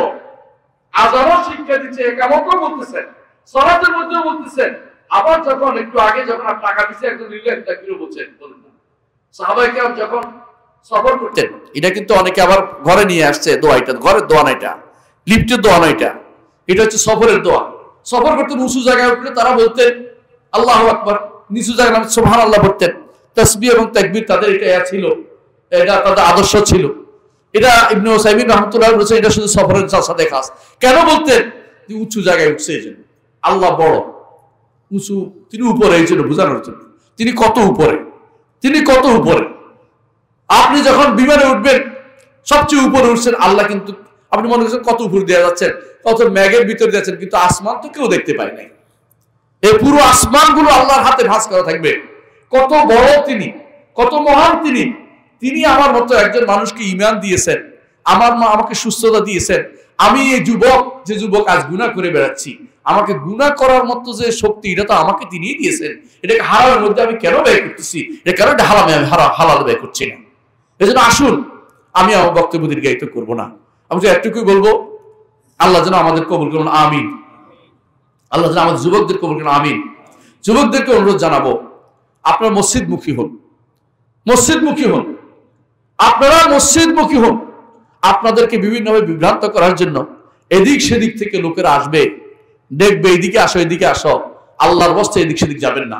মুহাম্মদুর রাসূলুল্লাহ সাল্লাল্লাহু আলাইহি ওয়াসাল্লাম লম্বা একটা রেখা আঁকছেন একদিন, লম্বা রেখা আঁকি বললেন এটা হচ্ছে আমার রাস্তা, এই আল্লাহর রাস্তা, এই আল্লাহর রাস্তা দিয়ে সোজা কোথায় যাবেন? জান্নাতে চলে যাবেন। এর আশেপাশে অনেকগুলো রেখা এঁকে বললেন প্রত্যেকটাতে একটা একটা শয়তান আছে। এক ঈমানদার বান্দা যখন একটু সামনে যায়, শয়তান কি বলে? হালুম ইলাইয়া, আমার দিকে আসো, আমার দিকে আসো। দুনিয়ার বুকে ফিতনার অভাব নেই, দলের অভাব নেই। বিভিন্ন দল যেগুলি ইসলাম বিরোধী অনেক কিছু আছে, আপনি দেখতে পাচ্ছেন। অনেকে ইসলামের নাম দিয়েও হারাম কাজ করে যাচ্ছে, আপনি দেখতে পাচ্ছেন। এই সমস্ত জিনিস থেকে মুক্তি থেকে একমাত্র আল্লাহকে ভালোবেসে, আল্লাহর পথে থেকে, আল্লাহর ইবাদত করে যদি কোনো আপনি কবরে যেতে পারেন, আপনি সৌভাগ্যবান ব্যক্তি, আমি বলে দিলাম। এবং হাসরের দিন আপনি পাবেন কি পাবেন? আল্লাহ ঘোষণা করে দিয়েছেন, ইন্নাল্লাযীনা ক্বালু রাব্বুনাল্লাহ সুম্মা ইসতাকামু তাতানাজ্জালু আলাইহিমুল মালায়েকা আল্লা তাখাফু ওয়া লা তাহজানু ওয়া আবশিরু বিল জান্নাতিল্লাতী কুনতুম তুআদুন। নিশ্চয় যারা বলবে আমার রব আল্লাহ, কাকে? আল্লাহকে রব মানি এবং তার ইবাদত করি, ইস্তেকামত করি, ইবাদতের উপর টিকে থাকি, আল্লাহর ইবাদত করে থাকি হাত্তা ইয়াতিয়াকাল ইয়াকিন, মৃত্যু পর্যন্ত। ওয়াবুদ রাব্বাকা হাত্তা ইয়াতিয়াকাল ইয়াকিন, মৃত্যু পর্যন্ত আল্লাহর ইবাদতের উপর টিকে থাকি। কি হবে? মৃত্যুর সময় ফেরেশতা এসে আপনাকে সুসংবাদ জানাবে। কি সুসংবাদ জানাবে? তোমার জন্য জান্নাত দেখা যাচ্ছে, দেখো জান্নাত থেকে আমরা কি নিয়ে আসছি, তোমার জন্য সুন্দর রুমাল নিয়ে আসছি, সুগন্ধিযুক্ত রুমাল নিয়ে আসছি। এই সময় সে খুশি হয়। আর যদি কাফের হয়, ফাসিক ফাজির হয়, চোখে দুই ঘুরে ওই দুই ঘুরে ভয় পায়, কারণ তার সামনে সই ফেরেশতারা আসে, জাহান্নাম থেকে তোমার জন্য কি নিয়ে আসছি? আগুন নিয়ে আসছি, দুর্গন্ধ নিয়ে আসছি। দেখতে পায় না, ভয় পায়, এদিক টাকা ওদিক টাকা তাকাতে চায় না, চিৎকার করতে থাকে, হইগুল্লি করতে থাকে, কারণ সে তো দেখতে পাচ্ছে ফেরেশতা তার জন্য কি নিয়ে আসছে। এই জন্য ইস্তেকামত যদি থাকে, আল্লাহর ইবাদতে যদি কোনো আপনি মৃত্যু আপনার এসে যায়, আপনি হচ্ছে সৌভাগ্যবান ব্যক্তি। ফেরেশতা আপনাকে দুনিয়ার বুকেই আপনাকে সুসংবাদ জানাবে। আর মৃত্যুর পরে কি হবে? আবশিরু বিল জান্নাতিল্লাতী কুনতুম তুআদুন, যে জান্নাতের ওয়াদা তোমাদেরকে করা হয়েছে, ওই জান্নাতের সুসংবাদ তোমরা গ্রহণ করো, এই কথা বলবে। এবং আরো বলবে, নাহনু আউলিয়াউকুম ফিল হায়াতিদ দুনিয়া ওয়া ফিল আখিরাহ ওয়া লাকুম ফিহা মা তাশতাহি আনফুসুকুম ওয়া লাকুম ফিহা মা তাদউন। দুনিয়ার বুকে বন্ধু ছিলাম, ফেরেশতারা যেন আমাদের বন্ধু হয়। ভাই, সিগারেট খেলে ফেরেশতা বন্ধু হবে না, হারাম খেলে সিগারেট বন্ধু হবে না, দুর্গন্ধ খেলে ফেরেশতা বন্ধু হবে না। নাহনু আউলিয়াউকুম ফিল হায়াতিদ দুনিয়া ওয়া ফিল আখিরাহ। দুনিয়াতে বন্ধু ছিলাম, আখিরাতেও বন্ধু। দুনিয়াতে বন্ধু, আখিরাতেও বন্ধু। আল্লাহ বলছে কোরআন আলোচনা আছে, আল্লাহর কথা সত্য আছে আর কিছু নাই, আল্লাহর কথা সবচেয়ে সত্য। ওমা রাসূলুল্লাহ কিয়া ওমা রাসূলুল্লাহ হাদিয়া, আল্লাহ চেয়ে সত্য কথা রাখতেও নাই। নাহনু আউলিয়াকুম ফিল হায়াতিল দুনিয়া ওয়া লাকুম ফিহা মা তাশতাহি আনফুসুকুম, এবার জান্নাতে ঢুকছো তো যা মনে চায় তা তুমি নিতে পারো। আল্লাহু আকবার। প্রিয় ভাইরা, একটু ধৈর্য ধারণ করে যুবকদের বলছি, বৃদ্ধদের বলছি, দুনিয়াতে কত কিছু আমাদেরকে আল্লাহর ইবাদত থেকে দূরে সরিয়ে দিতে চাইবে, সব বাদ দিয়ে আল্লাহর দিকে ফিরে আসে। আল্লাহর দিকে ফিরে আসলেই লাভ, যত তাড়াতাড়ি বুঝি তত তাড়াতাড়ি লাভ। এই জন্য আল্লাহর কাছে দোয়া করি, আল্লাহ যেন আমাদেরকে তার দিকে ফিরিয়ে দেন, আমিন। আল্লাহ যেন আমাদের সমস্ত আমল কবুল করেন, আমিন। আল্লাহ যেন আমাদের সমস্ত কর্মকাণ্ড কবুল করেন, আমাদের যুবকদেরকে হেদায়েতের পথে রাখেন, আমিন।